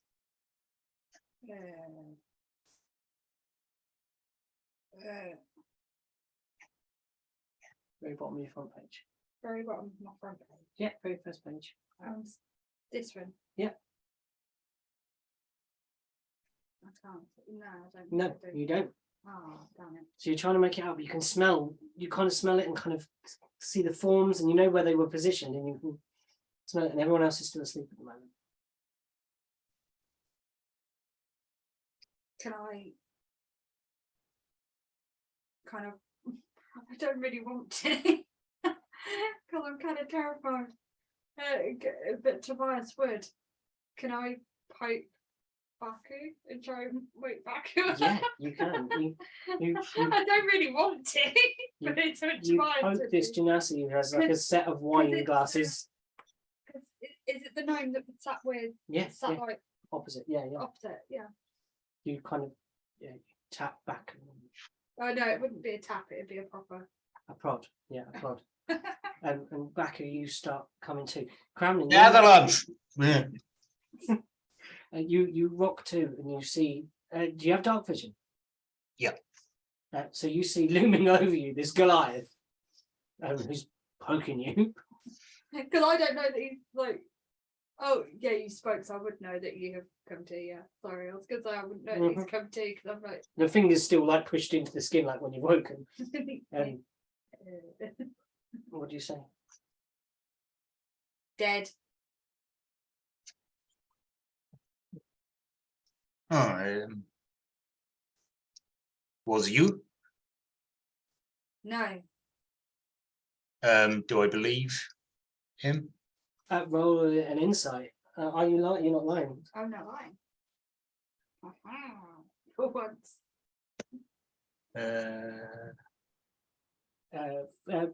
Still 9. 9. Yeah. You're unsure, and at this point as to the motivations of this this Goliath.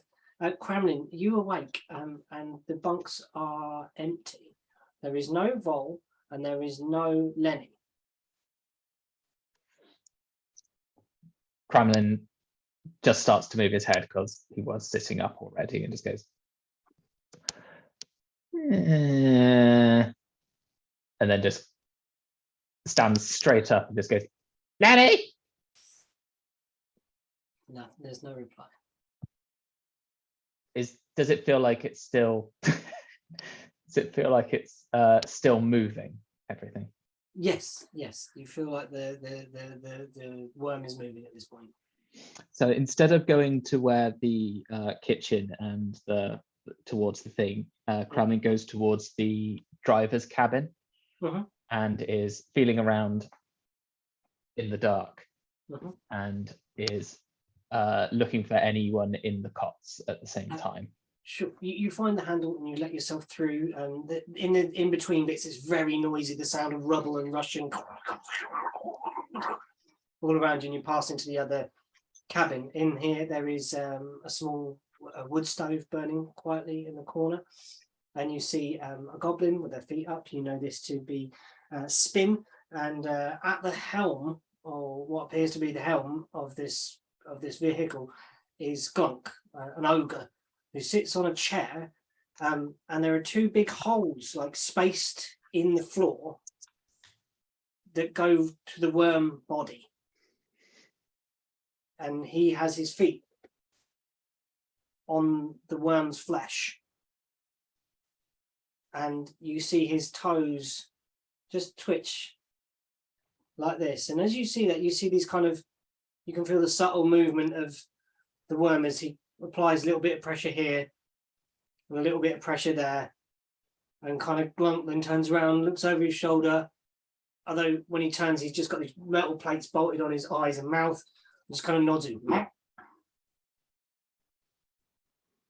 Is it morning? Yes, you would assume.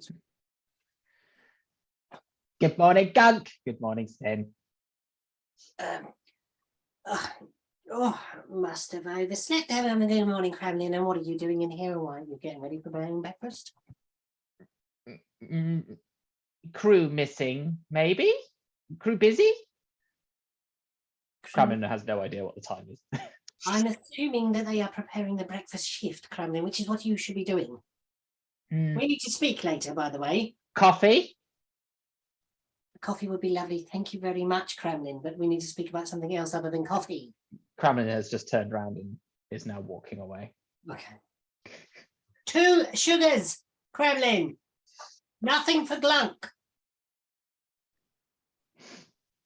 Kremlin like feels his way all the way through and gets back to the the food Lights air gradually preparation. begin to rise up in all the cabins that you're in, and this is where Nan comes to, and this is where Baku starts coming to, and the other people in the cabin begin to awaken. Baku's already come to. So yeah, no, Baku wakes up when you do, and Nan comes to, and most of the other passengers seem to have been dropped off as well. So there's just the Elven couple, you 3, and the gnome in this carriage now. It's the terrarium still out. The terrarium is fine, still street belted in. It was the terrarium that did it. The plant came to life. It's a mimic. No. Yeah, and then you slowly come sort of peel yourself off the table, and the Elven couple are kind of I'm not used to worm wine yet. never mind. Oh my head. David's ears. I didn't say anything, did I? Probably should have warned you.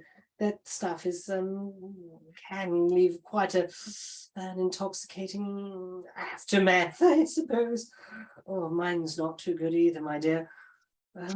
Well, what about getting some of that? What was it called? You ordered one, did you? Sorry, is it Baku? You ordered one? Was it called latte? Oh, I ordered, but did not have because Birdman puts milk in. Oh, is it better to not have with the milk in? It is better if he is trying to charge you that much money. And then Oh. he takes it away. And then I have what you have for nothing. I think Birdman does not understand money. Quite possibly. I wish he was around to serve a coffee or two. And you have gone the other way in the carriage, taking coffee up to Spin and Glunk, and are nowhere near the passenger cabin. Everyone else coming too. Yeah, With I think. the stillness of the night in the corner. Oh and- gosh, I think I'm going to go in search of. Would there be? I don't know whether these carriages would have water, or I guess I'm gonna go to where maybe I think a kitchen would be to locate Mhm. clear You liquids. can do that. But can you make a perception check to see if you notice the dead gnome? Of course, yes. Or would you just get up and try and sort out your sore head? Yeah, I mean, well, if nobody said there's a dead gnome. Oh, it's No one has said there's a dead gnome in that accident. got sick. We could just get off this Six. train. It'll be fine. A 6? No, you just stand up and you charge straight for where you assume a kitchen would be. And you come across a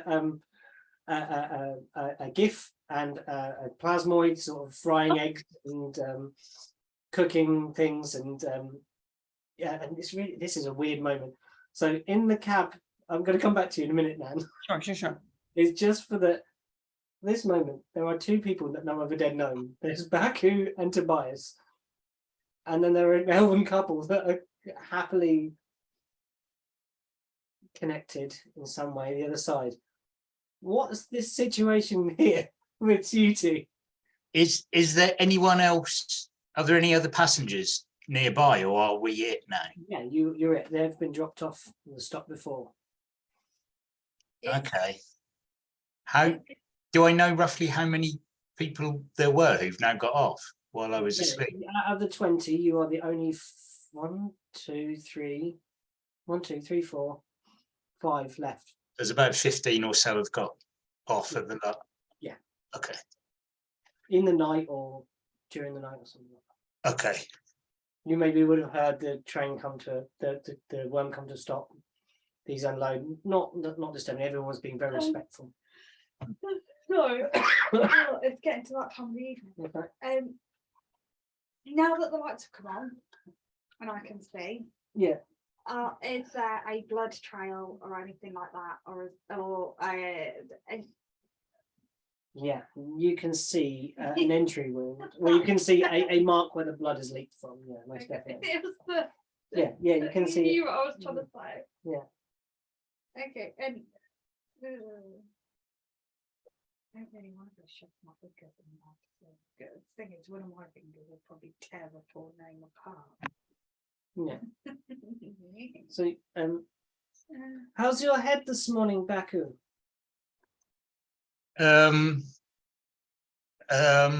Well, okay, and better than him. Who? Point at the gnome as I'm saying it. Kind of stand up and they look over because they're kind of behind where you were. And oh my! Hello? They kind of just shake them a little bit, and there is no movement. I don't think there's anyone to say hello to you in there. My God, they're dead. No, I'm dead. Dead? Who's dead? No. Oh my God, no! Not the gnome. No one asked their name. We don't even know who they are. Oh, what do we? Calm down, my dear. Don't worry. It'll be absolutely fine. But they're like, my head. Look, someone, we've got to stop the train. We can't stop the wind. We can't be here. Like, what's going on? Someone's been killed. Well, I don't think we can stop under the ground. Oh, we need to tell someone. What did they say? What did they say? If you have any trouble, speak to the train manager, the little goblin fellow. Right? Was that right? We need to find him. Okay. On your way through the train, now you are in the kitchen area. You see this rather large gif who fills most of the space, and again, this kind of. Do you remember the scene in Casper the Friendly Ghost where like Casper fries an egg and then uses his own hand as a spatula to flip it? He's doing that, frying eggs and stuff. Because she says over easy makes me kind of yak, and then he flips the egg for her. And there's they're cooking breakfast and stuff. This is normally off limits to passengers. What are you doing here?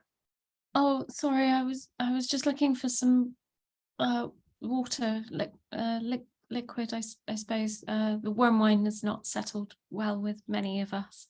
A plasmoid tendril comes around with a glass and hands it to you. And you notice that all on the arm of the plasmoid, this thing is hay stuck all over it as it comes towards you and passes you this glass. The one about says, sorry, this coming from the plasmoid, like a mouth forms on the top of the hand and says, I'm so sorry. It's our new server. He's sorting out the others first. He slept late. He didn't wake up in time. We've been cooking for ages. And the bird folk, do you remember him? Yeah. Oh. He's on his way back in a minute. He's just taking coffee up to the front. I see. He's interesting, unique. He's a character. That's one way to describe him. He's a good man, Vol. You leave Kremlin alone. Looks after his family all the time. Scrubbing pots, sorry. Yeah, he's scrubbing pots constantly. He's just so angry. Punching a pot. He's not even scrubbing it. It's like it's not even multiple pots. It's the same one. Yeah, he's just determined. Wearing a hole through it. Yeah, he's just That's not dirt. That's the colour iron is. Stop. Yeah. He's just going like this. Thing is, and he's very, very aggressive towards Vol. He's like, you leave him alone, Vol. He looks after his family, that Kremlin. We've had heart to hearts. He really cares. Unlike some people around here. What's that supposed to mean? Well, you don't know what you do you? It's a job. It's a job. Yeah, but you should do what you love. Well, what I do is what I need to do to survive. I don't really care about what I'm doing. Exactly. No one make no. Vol, you are the worst person. And he's so furious with each other, and there they are arguing. It's like half. You know when you're that angry, Yeah, he's you like- can't even yeah, form he's like, full words. Boy, if I had time to, if I could just for 5 minutes, rubbing the pot, and you're wondering how far he's got through this cast iron The piece. bottom of it side up Yeah, like that. It's not like this. Can I It's a- do? and it was like a cast iron skillet at one point. Can I insight check this situation, because Yeah. I'm just going to insight check everything today, it seems. Yeah, that's right. Yeah, go for it. Let's, Is it romantic tension? Is it, something else? What's going on here? Oh, I got a black 20. Oh, You- 21. You're in this situation. You've been in many heated conversations, Right. and Nan is now getting a master of deciphering them, it would seem. And this you pick up instantaneously. You see that Vol, the plasmoid, does not care for what he does.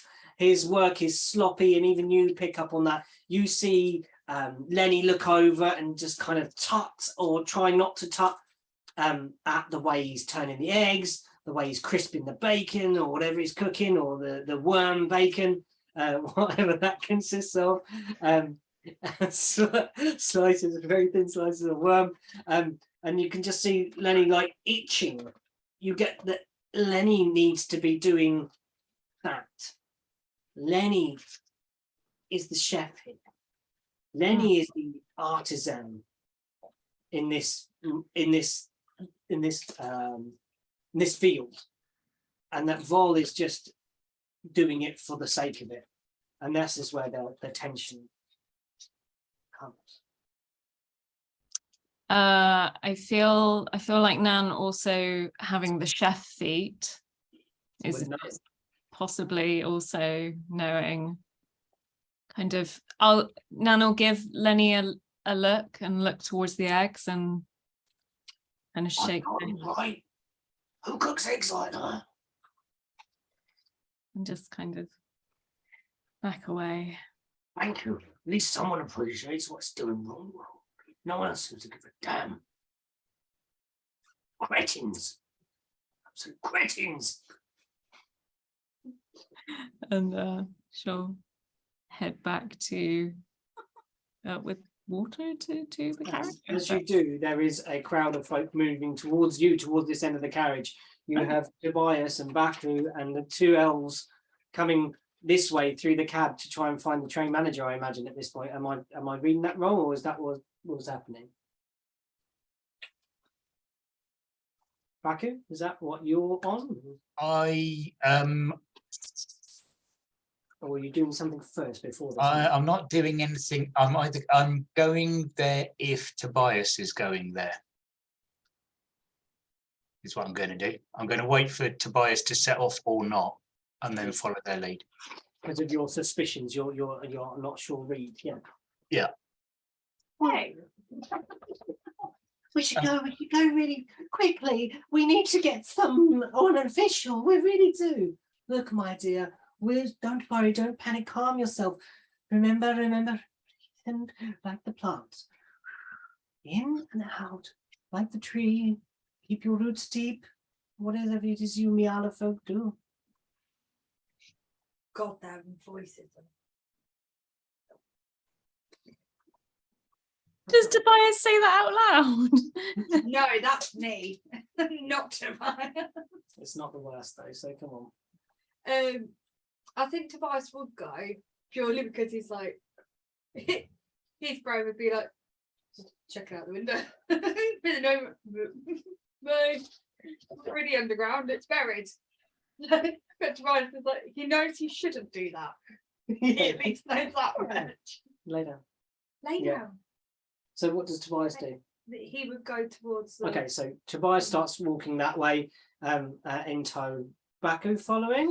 Yeah. And then the two others behind, isn't it tragic? It was awful, awful, awful. And then you hear this as they come towards you, Nan, and you're holding glasses of water or whatever, or a jug of water and things. It's awful. It's awful. Oh, what's happened? Our friend the gnome. The fancy wine.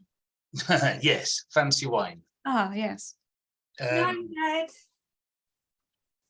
Sorry? What was Yeah. that? what they said. Oh gosh. How? Okay. I think Nan will go and double check and Mhm. And at this point, Cramlin has come back from the front of the cabin, and you're all together in this sort of little corridor between the two spaces. There's Cramlin with a cart, ready to serve the morning things. There is Nan with glasses of water, and there's Tobias, and everyone is like, "Oh, you brought water, please. I feel faint.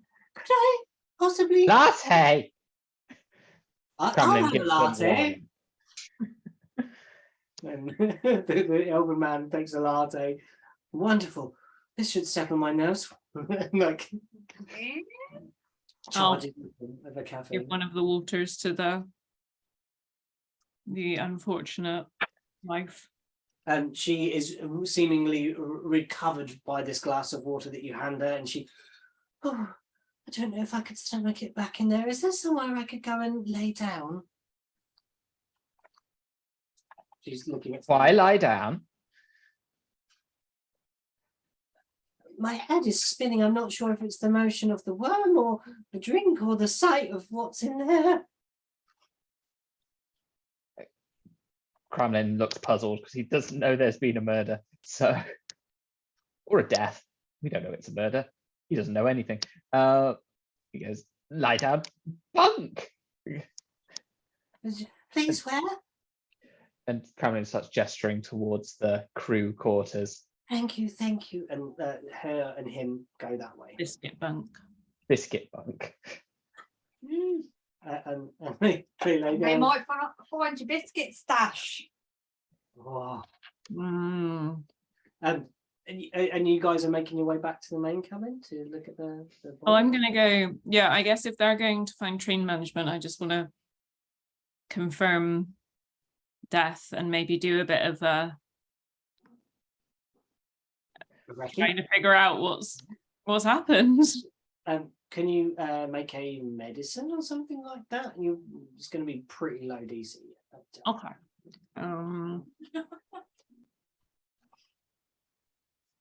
Medicine. Oh, Are they dead? 15. There is a deep knife wound in the chest. And as you're looking, you kind of look down and you even see under the table a knife, a blooded knife, laying on the ground beneath. Under the table. Under the table. Like it might have, you can see like very small fingerprints on it, covered in blood. Looks like it might have been, and then dropped. So it's something that has fingers. From that medicine check, you see that the fingers are set the way that someone would pull it out of their chest. And they are similar size and shape to a gnome's fingers in the blooded fingerprint. You are ideal to know that knife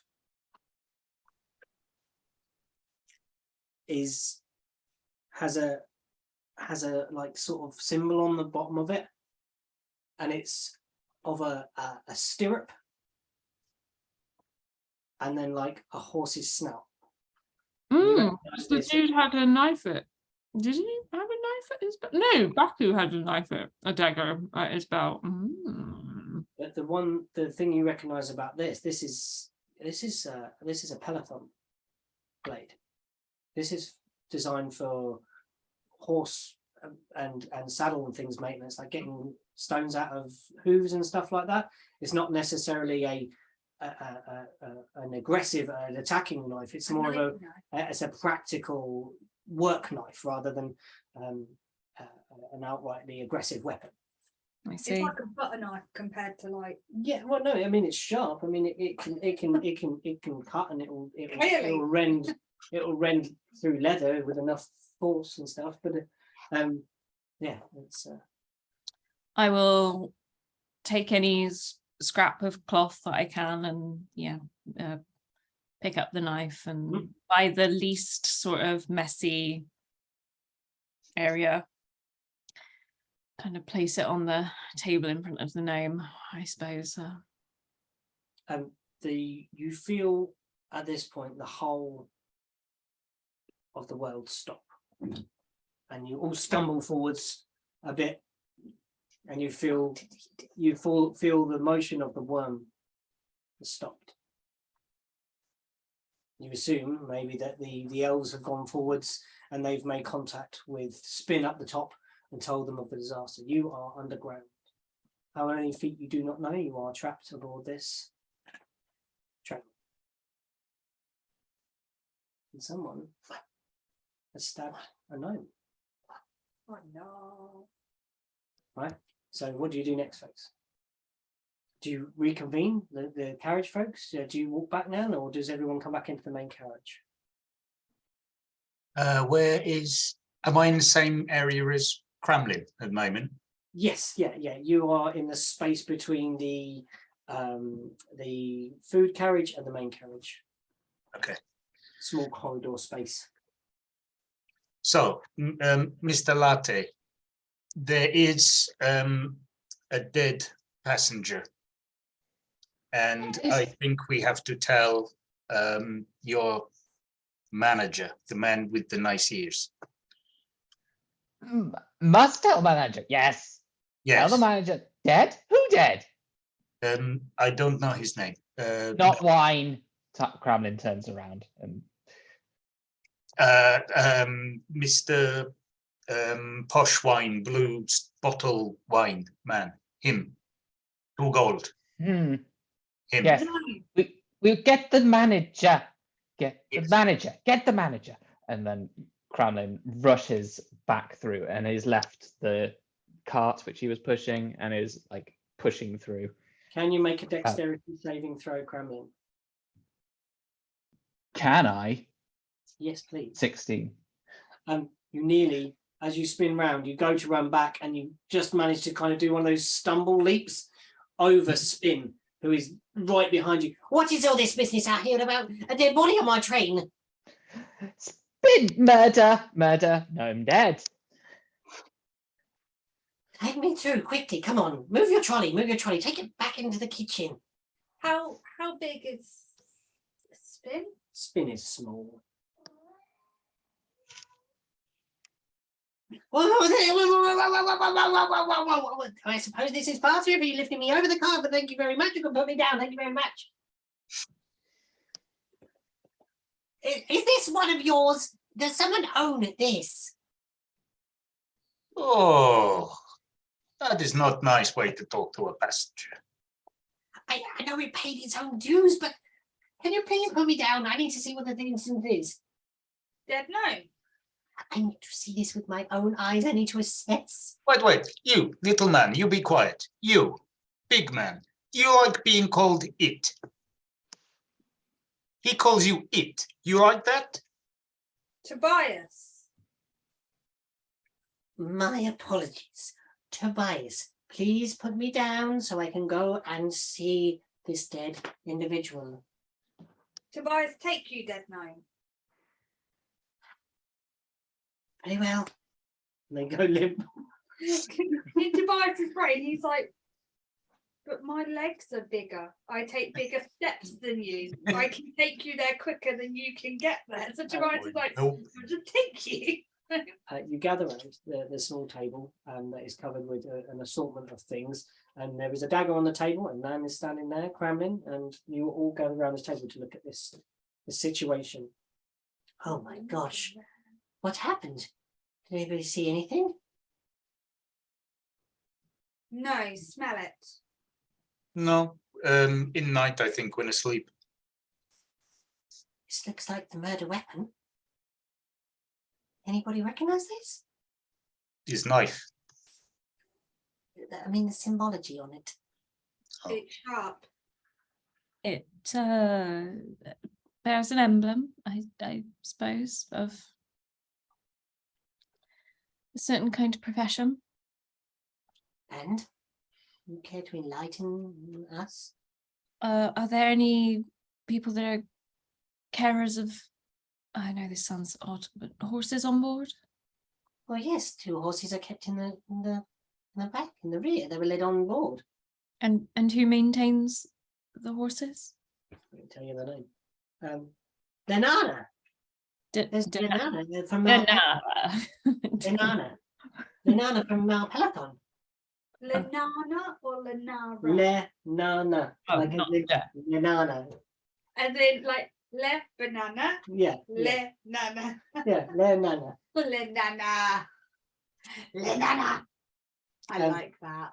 Lenana from Peloton. She banks for the horses at the back. Oh, is she still on board? She didn't get off. They're due to get off at near Three Ways and, Ow. head towards Peloton stables, I imagine, with those beasts. Then we should perhaps question her as to why this. I mean, it may not be hers. It may be somebody else's, but that seems like a reasonable place to go. Would you look? I looked to Tobias and Baku. Is Kremlin there? Kremlin is also there. And somehow I look to Kremlin, who seems to be involved. Kremlin's involved. Kremlin's just looking around though. Oh, Kremlin.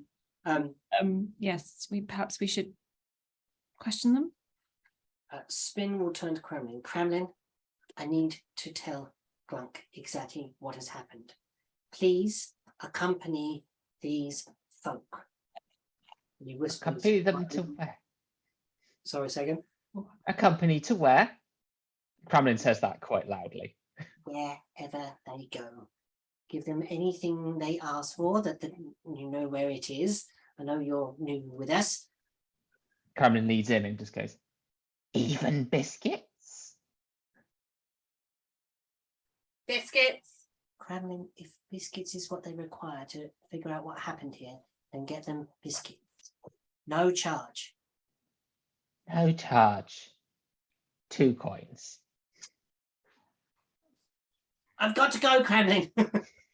and they run, little goblin, kind of wiggle out of your grasp, and then. Oh, I would have put him down like when we got to the dead gnome. Sorry, it was a. Can all of you make a perception check right now?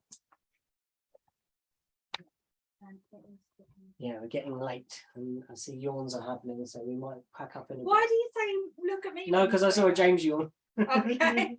That's all. It's normally It is, me. it is. I think I have yawned a few times. Was it perception? Yeah, I got a nat 1.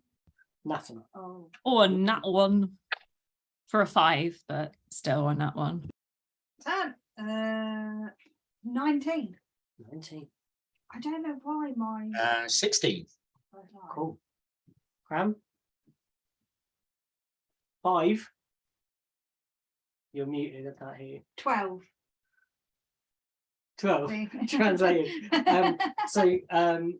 Baku and Tobias, looking at the body again, maybe it was the lurch of the worm stopping. The Lurch of the Worm, our album title. Lurch of the Worm. Album What would title. Lurch of the Worm.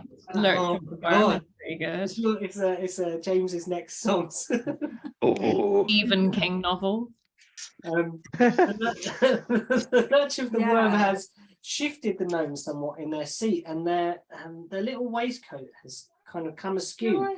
And both of you notice there is a piece of paper sticking out of, like, there's a blooded wound here, but there's paper. Who in front of notices this? You and Baku. Okay. Is everyone else still here though? Mm-hmm.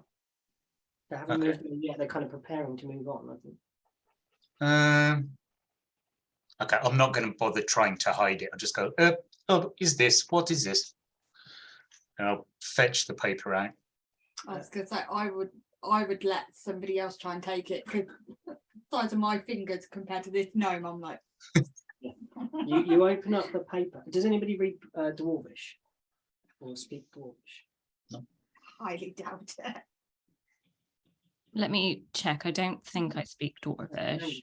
Proficiencies. Common, Elvish, Goblin, Infernal, Sylvan. No, not Dwarvish.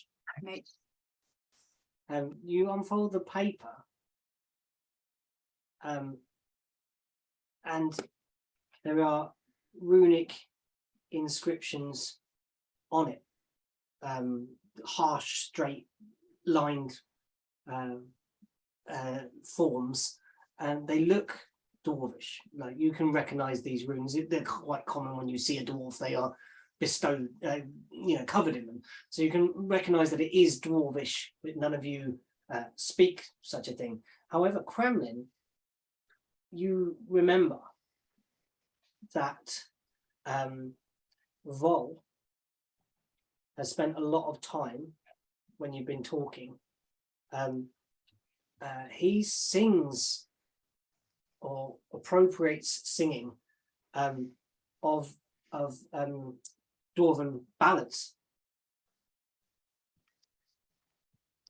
So Kremlin looks at the paper, thinks quite hard, and goes, Dwarven? And points at the paper and is kind of a question to the floor. I love how it's dwarven giant question mark. And most of you would recognize the thing. Mm. There's a kind of a nod of agreement, I think, that goes around the pie here. I just hand the paper to Kremlin as well, so you can have a better look. Kremlin looks at the paper and goes, We must take it to Vol read, and stuffs the paper into the apron and turns to go and goes, You all must follow Kremlin. Okay, who follows Kremlin and who's going with Nan? Oh, I follow Kremlin. Okay. That to Tobias, Kremlin's like Oh, that authority. leadership that skill then. that voice right there, Tobias is like, he's in charge. Okay. Nan, do you go on your own to the horses, or do you follow Kremlin on his quest to Vol? Why are you going to? Why are you going to see the chef? Vol may read the note.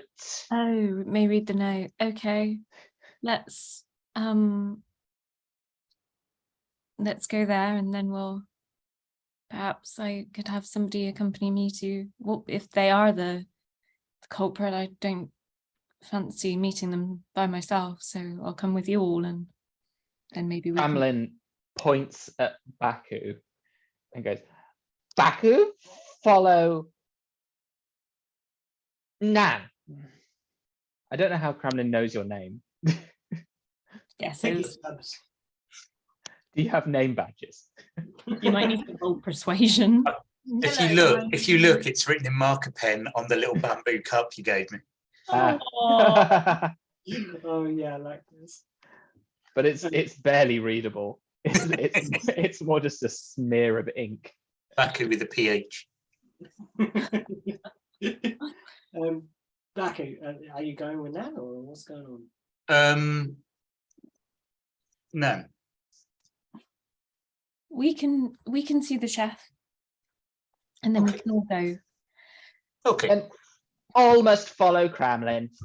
Almost follow Kremlin. Almost follow Kremlin. It's like Cult. it's like our nut god, Pete. We need to flesh out the nut god. Oh no, the nut god. Let's not go back The there, nut god? please. No. That was a Cthulhu. I think it was our Cthulhu game, was it? Cthulhu? Yeah. No, it wasn't Cthulhu. It was something else. I was gonna say, I Was don't it remember the nut card. Troika? Was it I true? think it might have been a Vassen-ish test. Maybe? I don't know. Can't remember. There was something to do with nut milk and nut gods and Yeah, I was a cleric of the nut. I was a cultist of the nut god. It always comes down to milk. And then there was something about the bread. There was bread in the kitchen that wasn't nutted well. Wasn't well nutted. I think that sounds like Troika to me because it's just bonkers. Perhaps it's Troika. So you go to the kitchen and Vol says, "What's happened? Someone was Spin was shouting about someone's been killed. What's this?" And he goes, Kremlin just comes to the front as if he's like almost a detective, and like it's glorious for a single moment, and then Then he Yes. opens his mouth. murder. Please read. He goes, reads over, it says, Oh. it's talking about an aggressive takeover. Someone wishes to take over the train from Glunk. From Glunk. It talks of What does it say? the words are they plan at the next stop of Mott and Cott, if they should keep the timetable, to attack the train, to attack the worm, to claim it for their own. Not worm. And it says it's just signed the Algaric Conclave. Kremlin has no idea what that is. Which room are you in? You're in the kitchen. So We're in the kitchen. yeah. So yeah, and like in the background, there's just Lenny is just kind of like no, because Vol's reading. He's taken over, and man, you notice this more than anybody else. Masterful, absolutely beautiful movement of egg. It is art beyond belief. Every single this graceless seeming hippo folk person, when scrubbing pots, sheer violence and aggression, but when armed with a spatula, this is grace. This is ballet, but of a culinary variety. And it's just beautiful watching him cook. And he's just covering over, and you see it like a meditative calm settle over those gruff features, and maybe even a hint of a little grin as he begins plating up. Who's for breakfast? And he's got like perfectly presented breakfast for everybody. It looks delightful, but apologies. We have quite a grisly circumstances to settle, perhaps before we eat too much. Unless, of course, Tobias, Baku, and Kremlin, you'd like to eat before we investigate? You know what I say? There's no point starting a day on an empty stomach. Maybe the compartments there are not so salubrious to consume your dinner next to a dead body. I think in the circumstances you might be allowed through to the staff accommodation to sit and eat. Before Nan even said anything, as soon as Wise heard the word breakfast, he was like, Yeah, go on to the food. Yeah. He's a big guy. He needs to eat regularly. Come on, let's sit and gather our thoughts before we go on. Kremlin is definitely into the idea of food, but Mhm. is it just like a fried egg on? It's like a combination of things. There is a form of Is it- there's vegetables on there. There's a whole Eggy mix- baskets. eggy basket. It could be eggy in the basket if you want eggy in the basket. It can be eggy I in the miss Eggy in the basket. basket. Love an Eggy in the basket. Eggy in the basket. You need to watch V for Vendetta. Wow. Eggy in the It basket. is getting to November the 5th. It's almost time to watch V for Vendetta. Yeah. It's almost time. Yeah, I think everyone feeling getting a bit laggy here, or have we got? I'm quite tired. Maybe we go, if you want to go to 11, I could definitely do another Go 20. to 11. Okay, to 11. You up? Can you do it? You think? Yeah, now that Tobias has got off me lap and ain't sleeping on me. Yeah, I'm it's alright. like a sleep machine. How about you, Neil? Okay, cool. So you have some breakfast and consume some food. So start sharing your thoughts. Tell us what are you thinking, folks. What's Nan, your clues that you have? Do you share them with the party? Do you tell them what you see?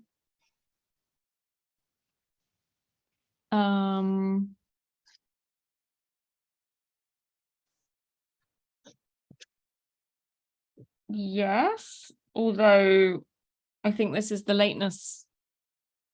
Well, other than the knife, and now we've got the letter that's been read. I mean, I don't think that our Lenny being happy is, I mean, we're not looking for, that seems like reasonable aggression. But sorry, was there something else that I missed when they read out the dwarvish? You can make a history if you like, or a religion, depending. It's probably be the same plus, wouldn't they? Okay, hang on. Proficiency with it. I'm not. I have no proficiency. I got a 2 for a 4, so no, it's not good. No, you don't pick up anything additional from the letters. Who might else would you know? You'd know who's been travelling a lot. Are you, Tobias? You or Kremlin? Baku's new to this continent, so it's a very new thing. But Kremlin and Tobias, you could possibly make a. You both do history because it's way back. You haven't been there for a while, or nearby. Kremlin gets an 8. Oh, this is not going well.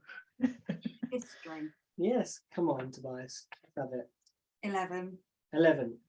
Not quite on it. So Something like filters back in your brain. Do you are you going over the letter again? The exact wording with anybody here?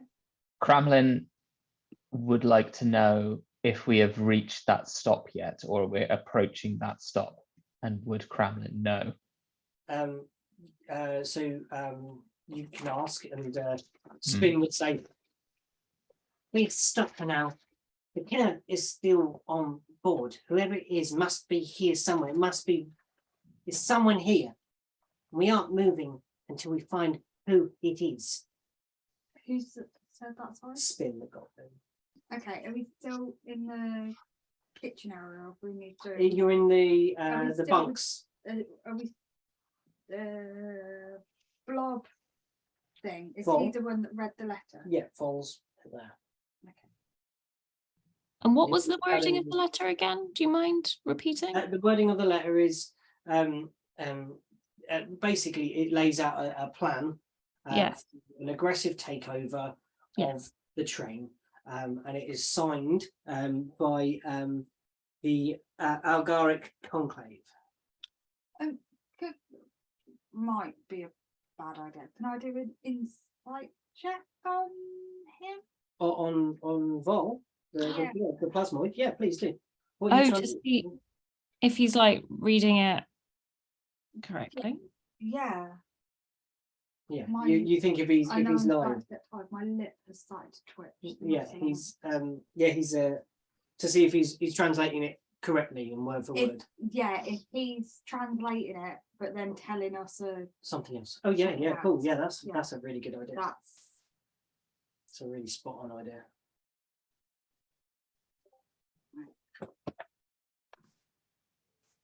dirty 20. 30-20. Tobias, you are the brains of the operation. No, it's very worrying, isn't very it? odd. You look at Vol, and it's not so. When you're looking out for that insight, you asked him to read it again. Is how you do it. You say, "Can you?" Well, how do you say it? How do you? He just looks at him and goes, huh? It speaks of a takeover, signed the Algaric Conclave, and your insight picks up not something from Vol himself, but you see the young elven woman clasp at her chest, like she's fingering something beneath her cloak, like a medallion or something, something like. Oh. Device. Device is not subtle, so this will be interesting.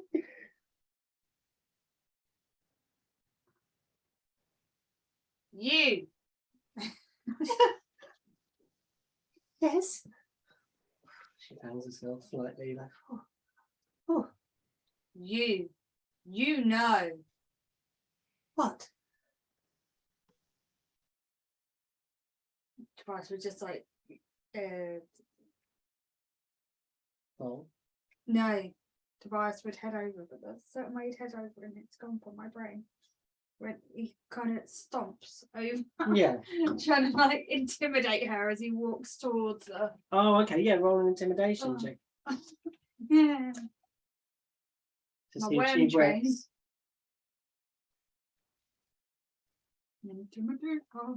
Let's try and get a shit roll. Oh, what are you doing? 21. She quails. Well, okay. Yeah, I know what the Algaric Conclave is. Okay, look. She pulls out this little symbol, and it's a picture of a little mushroom. Wait, what? A little Little. mushroom, and it's kind of like haloed. Oh. Always with the mushrooms, you should know it. In your mushrooms, Pete. Your little mushroom people. It's like, oh, they can't see it. I'm just like, Mushroom people are good though. I love it. Good try, Drew here. we have mushrooms Um, everywhere in the house. And she showed you this symbol, and Hana goes, "Oh, that little thing, like at the Algaric Conclave is well known. I mean, I thought you would know. I mean, the Algaric Conclave is a strange subsect of folks that look, we try to be as secretive as possible, but it's one of those things. We're secrets. It's not really secret. It's just Sorry, has she still got the thing around her neck? yeah." Well, please be my guest, because she's still intimidated by it. She's like, it's yours. I can always get another. I'm sure they'll let me back in. Just offer it to everybody else, just like. And yeah, you see this little mushroom with like a glowing sort of center to it. Yeah, Tobias is not subtle. No, With things. we're not we just believe in the interconnectedness of everything. That there is connections all through the world, and we wish to explore those things somewhat. And steel train. I knew nothing of this. Worm. I knew nothing. I'm just a lonely member. I do it for the social.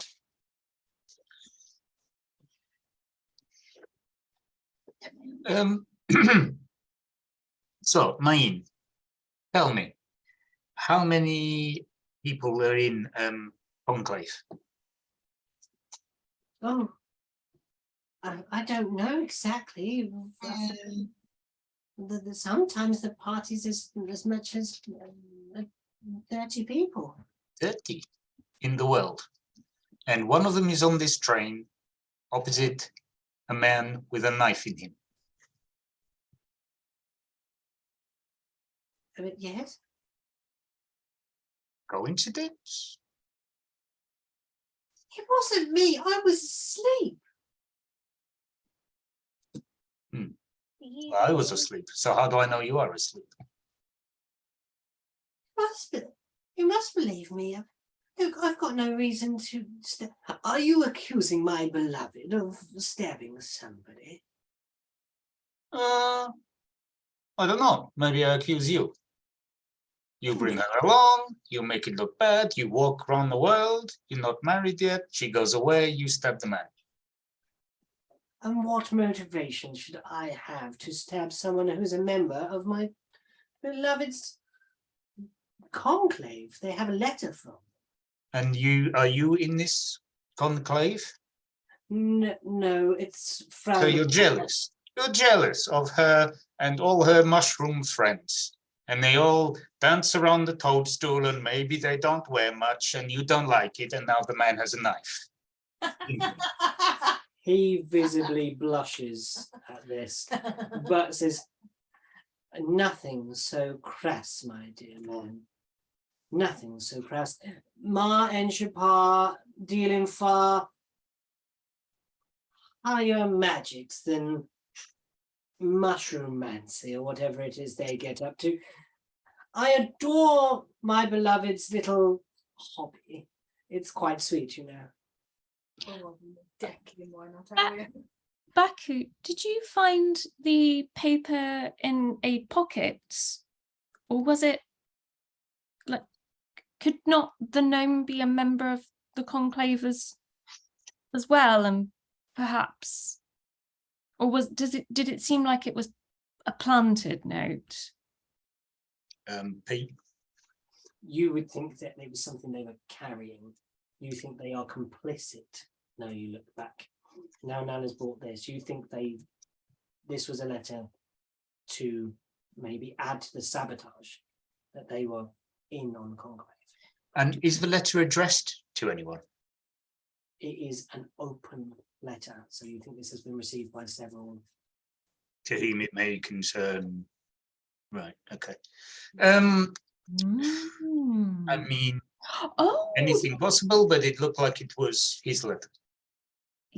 and they had pre-purchased a ticket, if I remember correctly. They did not purchase a ticket as we travelled, so they had. The two elves didn't. Two elves didn't. They had a return ticket. Oh, did they? Oh, is it them that had a return ticket? That did the gnome What buy about it? the gnome? Did she purchase Did it? the gnome purchase a ticket? Was it a she or a he? The gnome. You're not sure, really. They. There's not a gnomes are. It's not obvious. They. Yeah. They. Did they purchase a ticket? I might be getting. They didn't purchase a ticket. I'm going to say. So they kind of. Right. when you said it, I was like, I know the elves Mhm. had a prepaid one. I couldn't remember about the gnome. Where?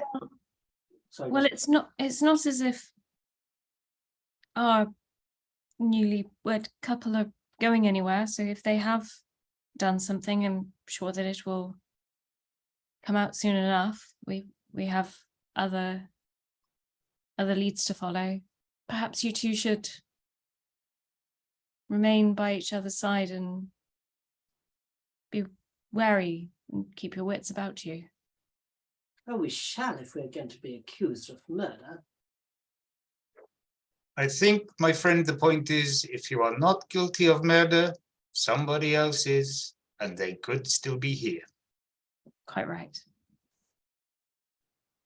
Oh, very well. We shall sit tight until whoever it is going to figure out what's going on here. Has anyone found a murder weapon? Ah, yes, we are investigating that now. I really would encourage you to not get involved and sit and wait. I am no fighter. I am a lover.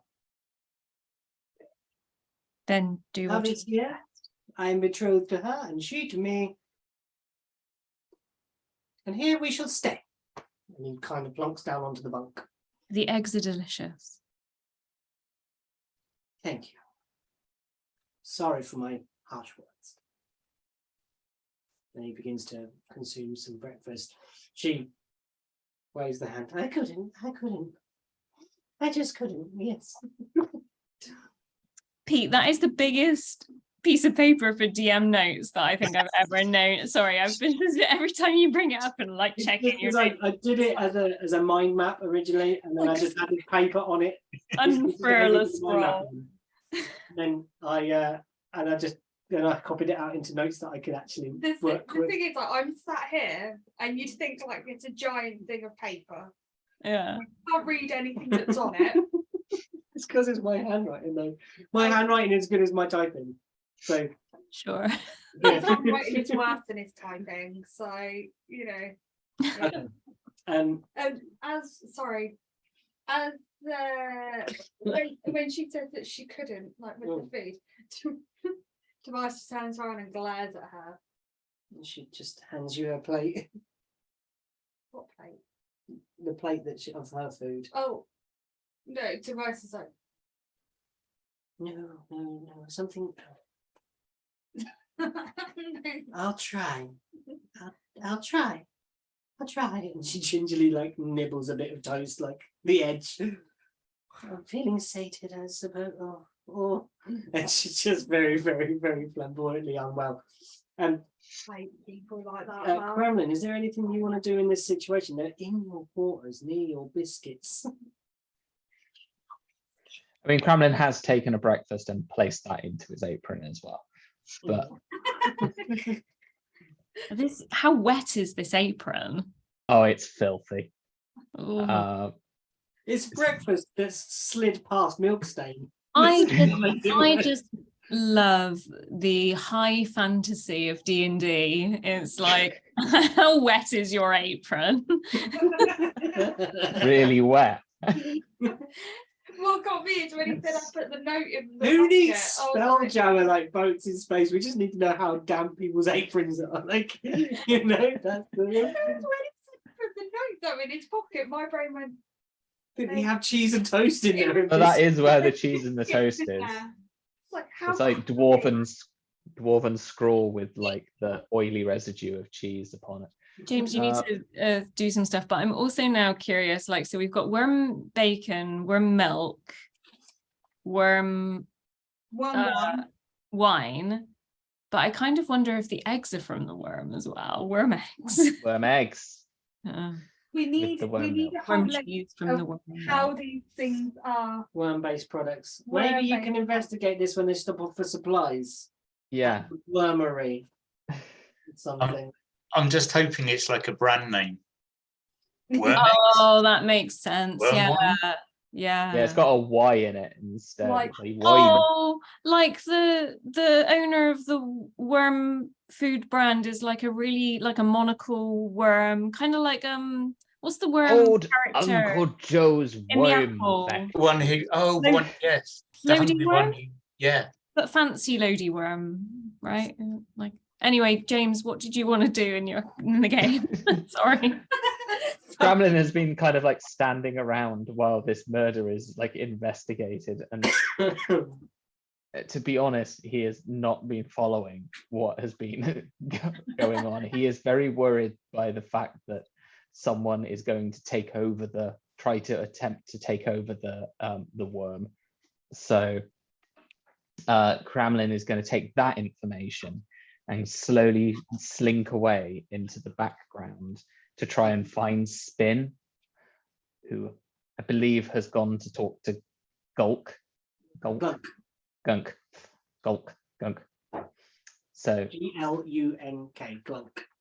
Glunk. There we go. I just wrote the word Gunk. Glunk. No, actually, no. Kremlin is going to tell Lenny. That's what Kremlin is going to do. Kremlin is going to go to his friend Lenny, and kind of is going to go. Who is, I assume, is cooking in the background, or is he's back to cooking. smashing pot.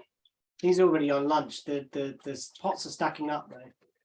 The pots are stacking up. Kremlin is going to sidle over in the way he kind of sidled over, which is like, Lenny, Yes, Anthony, how's the breakfast going? Are they eating it? Do they like it? winning breakfast. Winning at That's breakfast. the way to do it. Lenny, mutiny, attack on worm.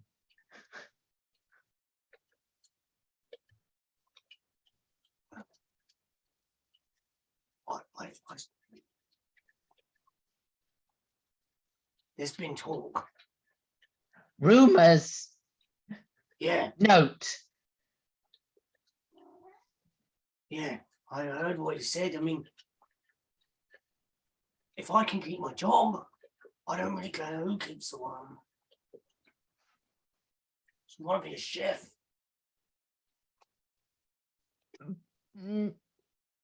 Kremlin doesn't know whether this would be a good or a bad thing. So, Kremlin would probably be swayed by what Lenny says. If Kremlin quite likes you Lenny. can serve the drink still, I'll be the chef. We'll get someone else to watch the flaming pots.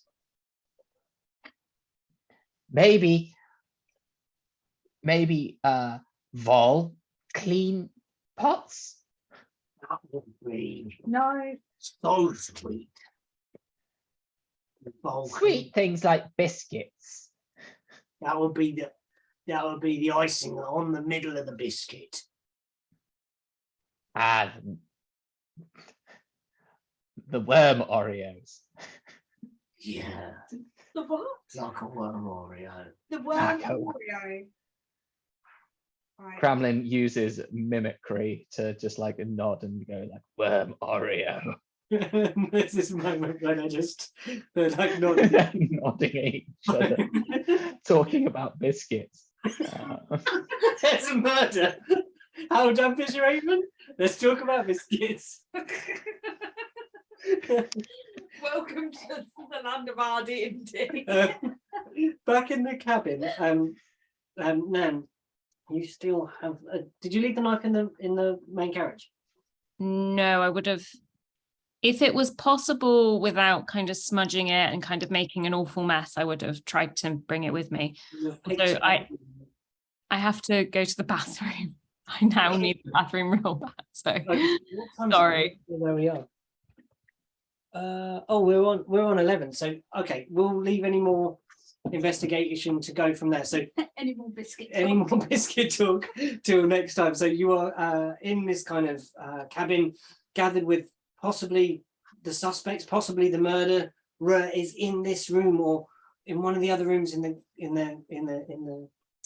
on the train. We don't know who it is yet. We have several clues to point you that way. And we shall pick this up next time. Thank you for playing, everyone. It's been a wonderful little adventure so far. Yay! Murder mystery. If I